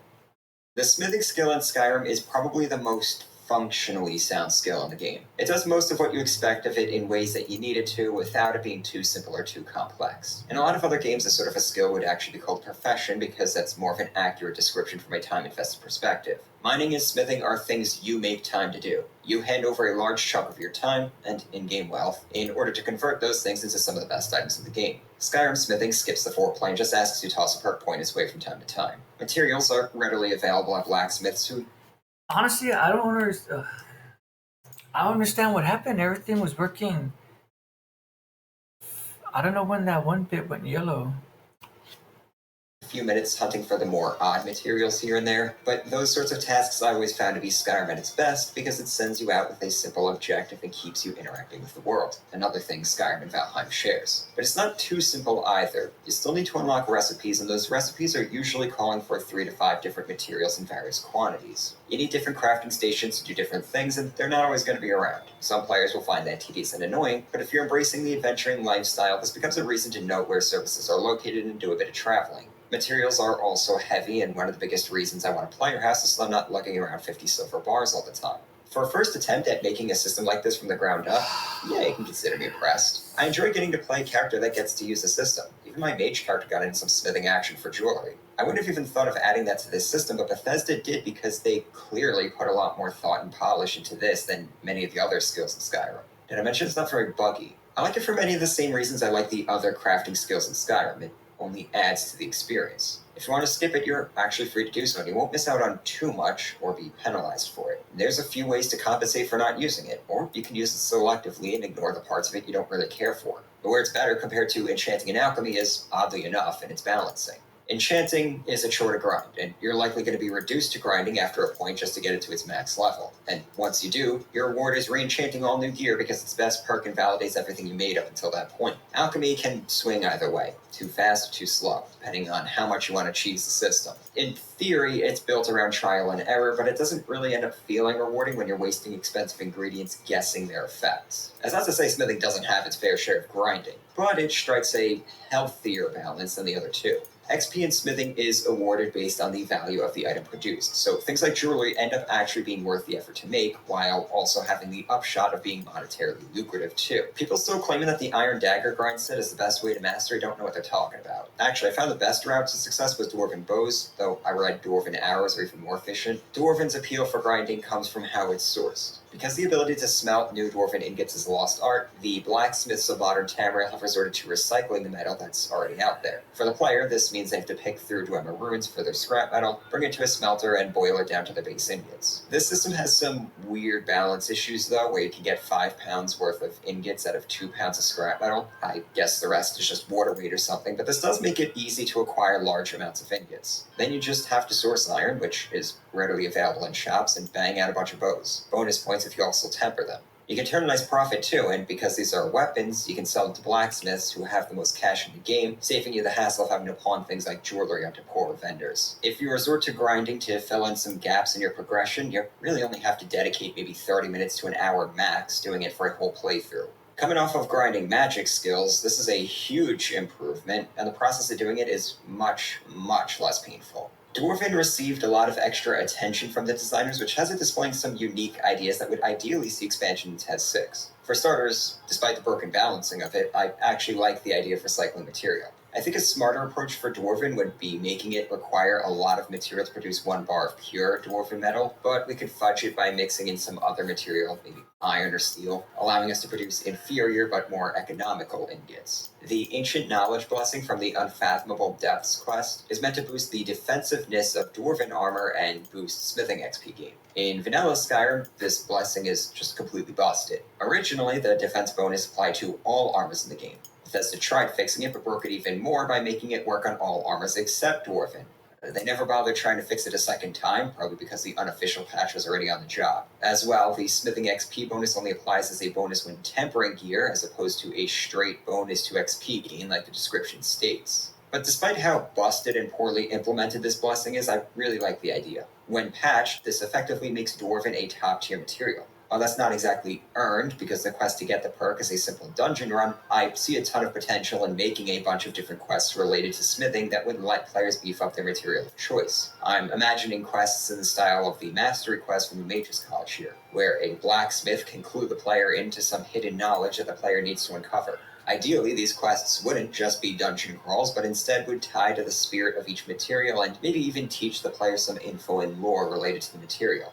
I guess now it's time to talk about the perk tree. All in all, it's a decent tree by Skyrim standards. Its anvil shape actually works to its advantage here, as opposed to Block's round shield-like shape, as each side of the anvil correlates to the 2 armor types. Light on the left, heavy on the right. But all is not equal because the heavy armor path requires 6 perks to complete, while the light armor path only requires 5 to complete. This could be a glass half-empty, half-full scenario, I guess. Fewer perks means it's cheaper to invest in, but more perks means more content. I'm honestly conflicted here because the first perk, being devoted to steel, is mostly a waste for light armor players. Like, damn, if only we had some form of light steel option. I don't know, something made out of rings and chains? Is there a name for that? Mithril? Oh wait, that's that other dead light armor variant. You also have the Advanced Armors perk being located between Elven and Glass.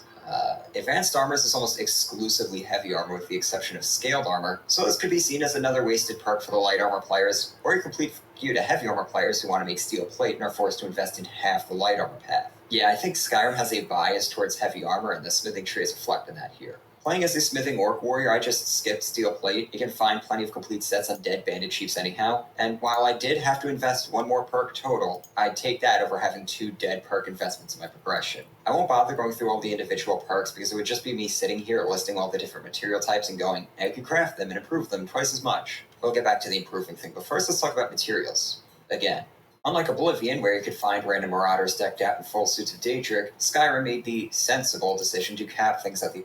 It wasn't yellow back then. It wasn't yellow back then. It was green. Glass and ebony are much rarer to find on somebody's body. You'll still find plenty of weapons made of the high-end materials floating out there, but armor much less so. You can still find them in chests as leveled loot, but once again, not as frequent as Oblivion. Remember how hard it was finding a Daedric helmet in Oblivion? Yeah, it's about that rare to find glass helmets now. Materials are still level-based, but because enemies are fixed at their own levels, it means you won't be finding a Daedric sword on a level 10 bandit. Even with high-level materials being much more rare and loot tables going up into the player level range 40, Skyrim still suffers from some materials being rare because the player just flew through their comfortable spawn level range. Here's a challenge. Complete a set of Orcish armor on a melee character before Ebony starts replacing all your gear. I promise you, unless you're buying half that stuff or avoiding leveling up, this is way more of a challenge than it might sound. Tempering also brings a new dynamic to the leveled material system that had me completely skipping rungs on the heavy armor ladder. Actually, busted CC armor had me really skipping a lot because quests like Smithing Slash. Everyone's saying yellow's freaking... Gave me Everyone's saying yellow's fine online, man. I just don't like how it was green before. ton of new armors to the game, bringing lots of light versions of once heavy armor exclusives. If you're looking at this and thinking, oh wow, they actually added unique art assets with CC, yeah, don't give them too much credit. These are assets ported over from the Elder Scrolls Blades mobile game, and most of them probably needed the small screen size of a phone to even look good. All of these armors also have unique quests that will just hand you a full set of enchanted armor that you can carry for the rest of the game. Yeah, I'm glad I paid $20 to have what little progression existed in vanilla Skyrim completely busted by these things. A lot of them end up getting added to the level list, so you'll also be finding them spawning in chests and shops. Just don't be the poor fool I saw on Reddit find the Daedric plate set at level 6 and you'll be fine. Or just don't wear it, but then why'd you buy it? But yeah, tempering. I like it, but it's clear the designers didn't really know what this system's role was meant to be in the progression. A talented enough smith can turn a set of iron armor into something better than Daedric. And with the armor cap, God no, please not again. Tempering completely screws the progression, making tempering seem like a system meant to add longevity to a certain look that you want your character to continue to carry. I'm not a big fan on cosmetics in first-person games, so getting to rock the steel drip at level 80 isn't really my thing. Ultimately, I think the problem comes back to the armor cap and the super compressed nature of armor ratings in general. There's just not enough numerical cushion space between the materials when it comes to armor rating. But the problem also exists for base weapon damage, but at least we don't run into a damage cap in that situation. This ends up making the tempering system feel almost optional, at least for armor, but I also feel stupid for ignoring it because I'm giving up what's basically free armor rating. The solution would have been for the designers to definitively decide on what tempering is meant to be. Is this a system meant for creating longevity for players who just want to rock their look longer, or is it a necessary part of progression? The current system completely fails that second part until the end game, and we no longer have any more armor rungs to climb, so we start tempering until we hit the armor cap. I think a better solution would be to inflate the armor ratings of the entire system to increase its minimum and maximum values and use that extra headroom to add much more space between the sets. So maybe iron is effective from 30 to 80 armor rating. You can push up into the 200 range with the best iron armor possible, but that's only going to overlap about halfway into the effective range of steel, which maybe starts at 100 and goes up to 250, 300. I shouldn't be able to make iron armor that can compete with Daedric by just leveling my skill and chucking a few potions. That's insanity. Now, what about the aesthetic player? Well, we could just tell them to suffer for their fashion. Nobody said stilettos are practical for running after all, but okay, let's come up with a solution for them too. How about adding NPCs that will let players apply basic enchantments like Fortify Heavy Armor so that they can have their heavy armor boost keep them competitive? Or maybe have some kind of armor upgrade system that lets players level the armor to the next tier. So a steel upgrade kit that lets them upgrade their iron armor with steel ingots and gives it the same effectiveness. The upgrade process could be expensive to make it more preferable to just follow the material progression as opposed to clinging to the same armor set, so that the average player gets the point that constantly upgrading their armor is really only for a certain type of player. Speaking of enchanting, I want to bring something back from the Shivering Isles expansion, matrices. These things were pretty cool. They were enchanted molds for different weapons and armor pieces that the player could bring to one of the two blacksmiths in New Sheoth. These molds would then create enchanted madness and amber items, giving non-magic players a way to mess with enchanting on some level. Ironically, enchanting wasn't really something cut off from non-magic players in Oblivion, aside from it being exclusive to the Arcane University and Frostcrack Spire. Skyrim's enchanting is much more exclusive, with it being a dedicated skill. But despite having a more open system, Oblivion also had sigil stones and matrices from SI to let those looking to avoid magic to still get something that felt like enchanting. Matrices would have been the perfect augmentation to the Skyrim smithing system, maybe even having some interaction with the Arcane Blacksmithing Park that would upgrade their effectiveness. Matrices would also make for great dungeon loot and sought-after rewards for exploration and completing quests. More inspiration could be found in the Diablo games, where the player is able to slot gems into their equipment for special enchantment-like effects. Really, the system is pretty prolific now. That's just the first example that came to my mind. In Skyrim, I'd imagine certain gems being tied to certain effects, like rubies being fire, for instance. And if you slot it into a sword, it's offensive. If it's in armor, it's defensive. The different gem qualities would naturally correlate to the effect's potency, too. Maybe we can have some kind of modifier material, too. Like maybe using moonstone with a gem will make it so that the ruby correlates to the health attribute instead. Okay, seeing as we're on the topic of adding to the smithing system, let's talk about material types making a comeback. Like I said earlier, silver is the only material sporting a bonus to undead and werewolf damage. Let's expand that to just about every other material type and get a little creative with their effects. Elven would be a good example. Maybe elven armor grants some magic resistance and could be easier to enchant, so enchantments placed on it will naturally be more effective. Daedra could be super high fire resistance and, let's say, a passive fear effect because it's just so damn terrifying to look at. Nordic Steel, super high frost resistance and buffs to shouts. Couple this with the Arcane Blacksmith perk, so passive material effects will upgrade with the quality of the items when tempering. I think alloying materials would also be a possible expansion for the system. Tinker's Construct is a mod in Minecraft that does just this. Is it taboo to mention other games as mods in an analysis video? Different materials have different properties, and alloying them lets you blend these materials in unique ways. Some of it's great, some of it's terrible, but it encourages experimentation. Alloying could introduce that experimentation element alchemy has into smithing. Going back to Dwarven, maybe an attribute of that could be that it alloys well with other materials. So you can make a Dwarven set of armor that would make it the best armor to enchant if alloyed with Elven. Or you can dilute it with ingots of ebony or steel to make it either stronger or cheaper. Just like how Tinker's Construct lets Minecraft players skirt around the enchanting system of that game, alloying and all of these other suggestions I just posed would let melee characters skirt around enchanting in TES 6. It should be a direct replacement, but it should at least offer players some more viable options. Finally, durability should come back, as I said earlier. It should absolutely be less tedious than in Oblivion, but it shouldn't be gone in a game with a dedicated smithing skill and ample smithing tools all over the world. Aside from just making the decay rates on gear much less punishing, we can also add quality of life improvements like being able to fully repair equipment at armor benches and grindstones for free. Bring back repair hammers for repairs out in the field, and higher levels in smithing increase their durability until it's unbreakable with a perk in the smithing tree. Maintaining equipment would also apply bonus modifiers in the form of extra base damage and armor rating.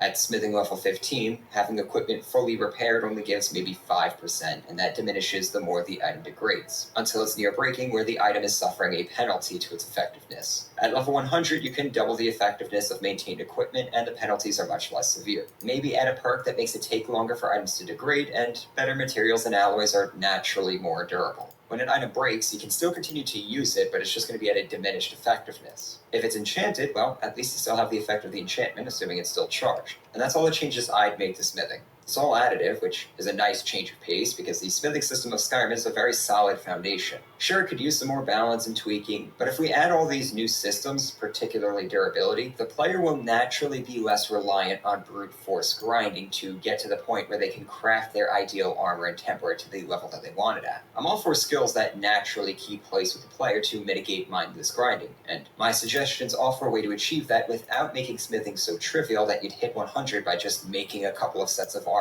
over the course of the game. And with that, I think it's time to change gears entirely and start talking about the companions. Although I will say, smithing felt like a neglected skill during the companions. We had Yerlin Greymane, who could have played a role in teaching the player unique crafting recipes outside of just Skyforged steel. Maybe he could have offered some quests related to the skill as well. As neglected as enchanting was at the College of Winterhold, it still had a presence with all the vendors and the Ashnok Forge. In comparison, the Skyforge felt tacked on last minute because someone remembered the companions are supposed to be the warrior faction.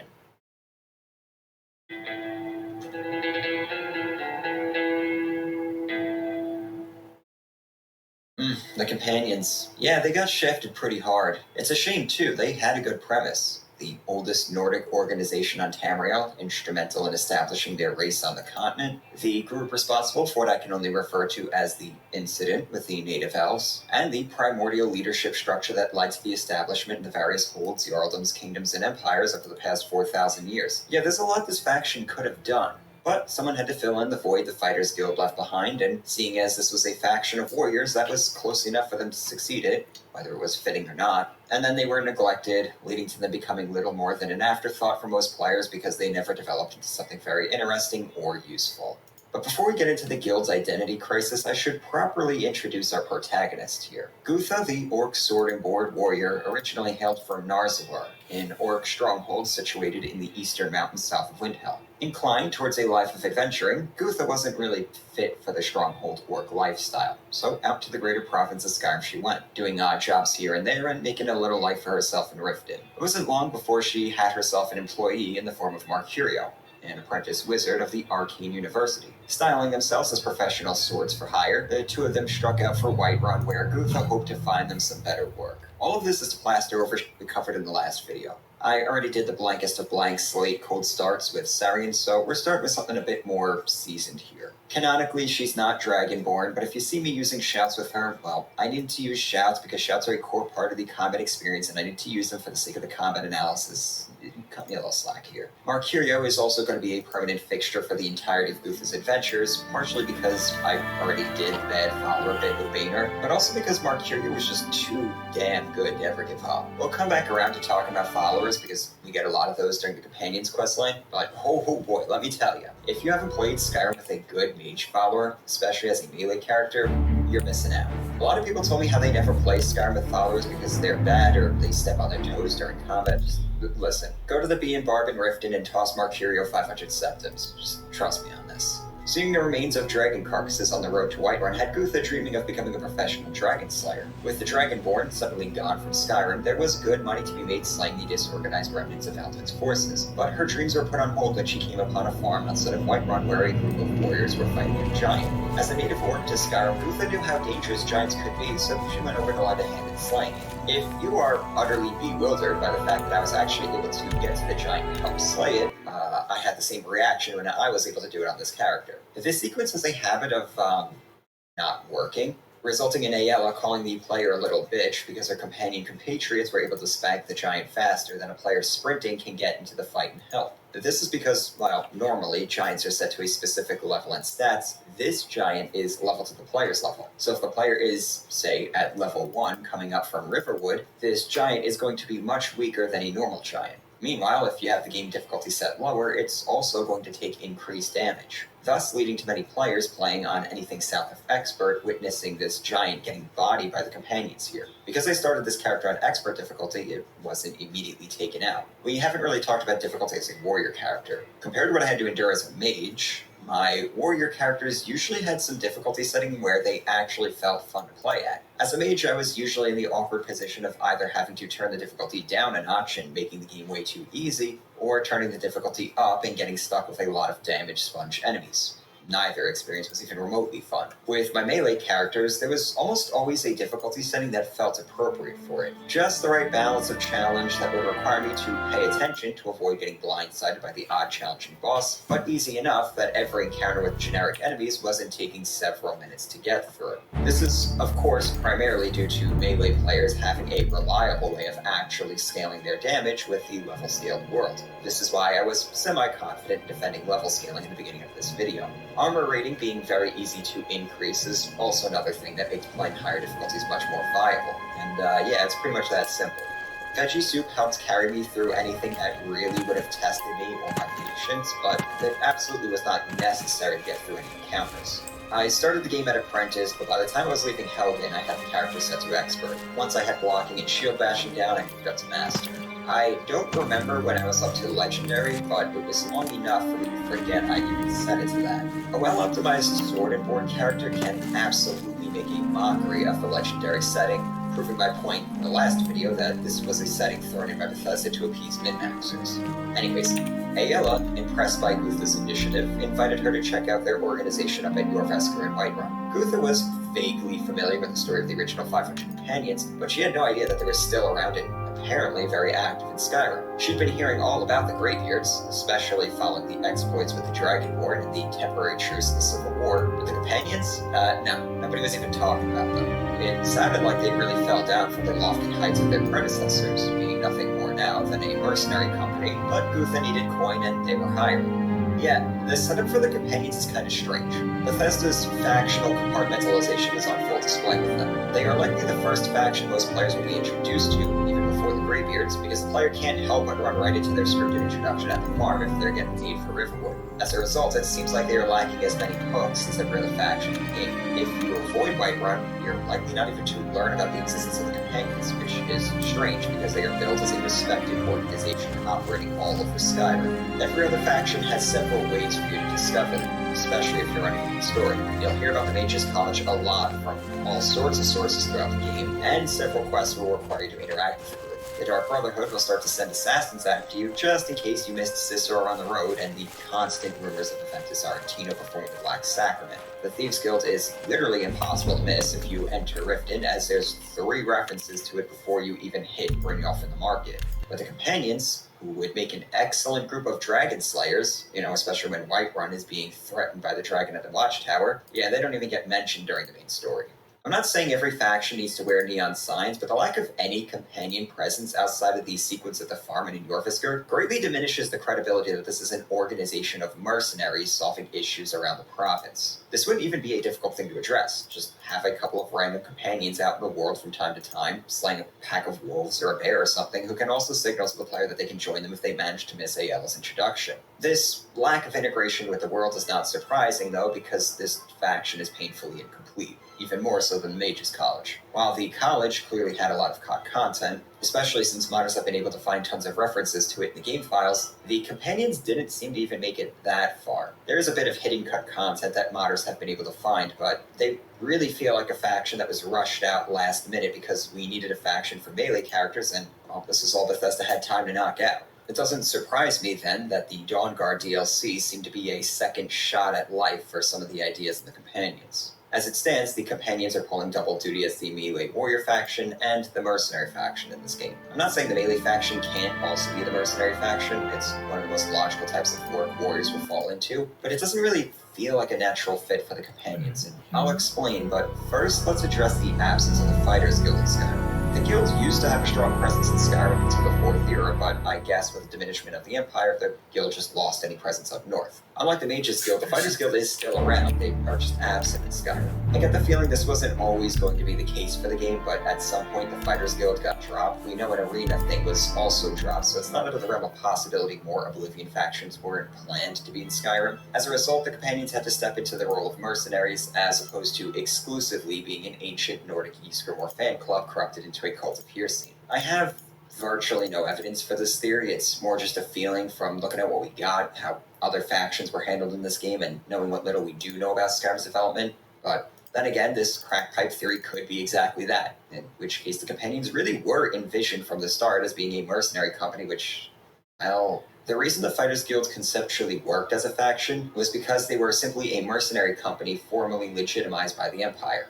Members signed up to handle contracts, and they were paid a wage based on the work they completed. It was a very transactional organization. Sure, there was a sense of loyalty to the guild itself, but we saw how far that loyalty really went when contracts dried up during the Oblivion's Fighters Guild questline. When we get to Jorvaskr, we're shown something completely unlike what we were being sold by people saying that if we need money to sign on with them. Aella dropped a few hints about the true nature of their faction if you listen really closely, but that's on full blast when we get to the hall. Talking to everyone there, asking why they joined, the only person who seems to be in it for the money is Torvar, a chronic drinker who frankly doesn't seem like companion material to begin with. Everyone else shares very similar stories about either always wanting to be a companion or having no real family or place they belonged, and falling in with the companions almost as one might a cult. Once again, I don't mind this characterization, it's actually a pretty cool hook, but this clashes with the mercenary role they are saddled with in several ways. For one, Torvar. Nobody even addresses the fact that he's the odd man out, when in reality, having someone part of the club in it for just the benefits would absolutely cause friction with some of the diehard members that have been in there for life and thrive on the Kool-Aid. Sick.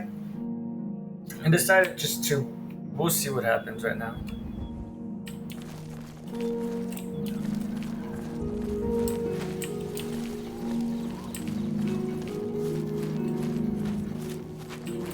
Oh, it looks like those settings saved. Employer is shady business's faction really should have no part in. Are we a politically impartial group meant to embody the ideals of virtuous Lord warriors, or are we the Thieves Guild? The rest of the contracts are free of this issue, so I'm willing to chalk this one up as an oversight that could have been corrected if the faction just received more attention. I call this one up, though, because this was literally my first contract with the guild once I was accepted, and with how few of these jobs I had to complete to progress the guild, it really stood out. Because Farkas will be the first member to offer the player a contract, and Farkas has a 50-50 shot of issuing this or a dungeon clear contract, I'm willing to bet this ill-fitting contract sees a lot of action for first-time players, and this can result in some unnecessary whiplash because the Radiant Quest system just wasn't implemented well here. I felt some serious validation at this point when I was talking to one of my friends, and he immediately started bitching about this contract and how it didn't fit in here because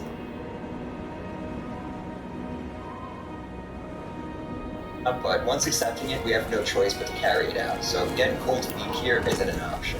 This is a very Bethesda issue to have too. We have a 50% chance of getting a dungeon clear contract, as if we needed any more of those, or we get a contract that completely misrepresents what to expect with the rest of this faction. I'm surprised Bethesda didn't script this to give us a guaranteed extermination contract to keep the meme alive. I'm thinking for me this is fine. The distant buildings I could still see everything's loading universe. Converting my expectations if you went ahead and recycled that premise a third time. I mean, after all, people are complaining about the prisoner trope, but you've embraced that, so what's the hesitation here? And you gotta hand it to the companions for just assuming we can handle these tasks. Slapping focus with my shield a couple times now qualifies me to go clear a whole dungeon solo, or proves that I'm trustworthy enough to not kill the person I'm supposed to intimidate. Don't we have more qualified members for these sorts of jobs? Surely bitch contracts like killing rats is what we have newbie members for. Then again, sending someone like Torpor out to go rough up some people is probably a bad idea until he owes the target money or something, and just be encouraging his bad decision making. And this whole thing is funny because apparently we're still untested. We can get ahead of the script here. Upon entering the great meat hall of your Husker, Gutha is greeted by a couple of companions duking it out while the rest of the members look on errand. After chatting and introducing yourself to the other members of the group, Gutha can see why random fistfights can break out in this bunch. Every member seems to be incredibly strong-headed, ready to fight and prove themselves while elevating the virtues of their leaderless clan. They then direct her to go talk to Kotlak, who they assure Gutha is definitely not their leader. He just offers guidance to the group, settles disputes, and most important to Gutha right now, determines who gets to join the group. Nope, definitely not the leader. Ignore the fact that he's the only one with an actual title and was hand-selected by the previous Harbinger, as companion tradition dictates. There are no leaders here. Got that? Players love to point out this obvious falsehood, and that's because everyone in the companions are so up their own ass about having a perfectly flat leadership structure in the guild. First off, a truly flat leadership structure does not exist. Power always tries to consolidate itself. If power is invested in a legitimate source, then it will find itself in the hands of those most capable, or those who seize it. But even without the Harbinger, the companions still wouldn't have a flat leadership structure because we also have the Circle, a group of selected senior members who embody the ideals of the organization to ensure continuity and principles, which is literally the job of a senior management staff. They also dish out the contracts to junior members, and they can elect a new Harbinger, just in case. If the group was true to the idea that there are no leaders, these two instruments would not exist. Or at the very least, they'd be stocked with people who had to fight their way to their positions and must defend them when they are challenged. Something like what Nords would actually do. The only real agency junior members seem to possess is in the contracts that they accept and the equipment that they are allowed to use. You know what other organization had that? The Fighters Guild, which in Oblivion was characterized as being organized and bureaucratic to a fault. Sure, the companions have far fewer ranks, and the members of the Circle seem to be free to do whatever they want despite the wishes of the Harbinger, but junior members have as much autonomy as basic members of the Fighters Guild. In the Fighters Guild, members had to finance their own jobs and equipment. That's what the whole arc with Maglier was meant to show. I don't buy the autonomy of the companions. I think it's sold as such to explain how the Circle is able to keep secrets from the rest of the members, but once again, the Fighters Guild in Oblivion had plenty of its own skeletons hidden from the rest of the guild. Maybe they kept this as a legacy to the original 500 companions, who were described as crossing from Agmora on their own free will, but then Ys Grimor is held in extreme reverence back then and now, and the companion who claimed the Skyforge built Jorvaskr and basically founded Whiterun was also described as having led other members into his group. I don't know, maybe this was just meant to signal to the player that they'll have no authority once they inevitably become Harbinger because, of course that's where the story is headed. See, this is another ideological difference in this organization that would absolutely cause constant friction in the group. The hypocrisy of saying we have no leaders, but then always elevating members to these higher ranks should spark as much conflict as having members who are in it just for the money when others are there for the companionship and the lifestyle. And this is ignoring what ends up being the real conflict of the questline, which is the debate over the nature of the Circle's lycanthropy. Its inability to make any of these major disagreements form into actual conflicts is why this faction feels so hollow. And as you can see, we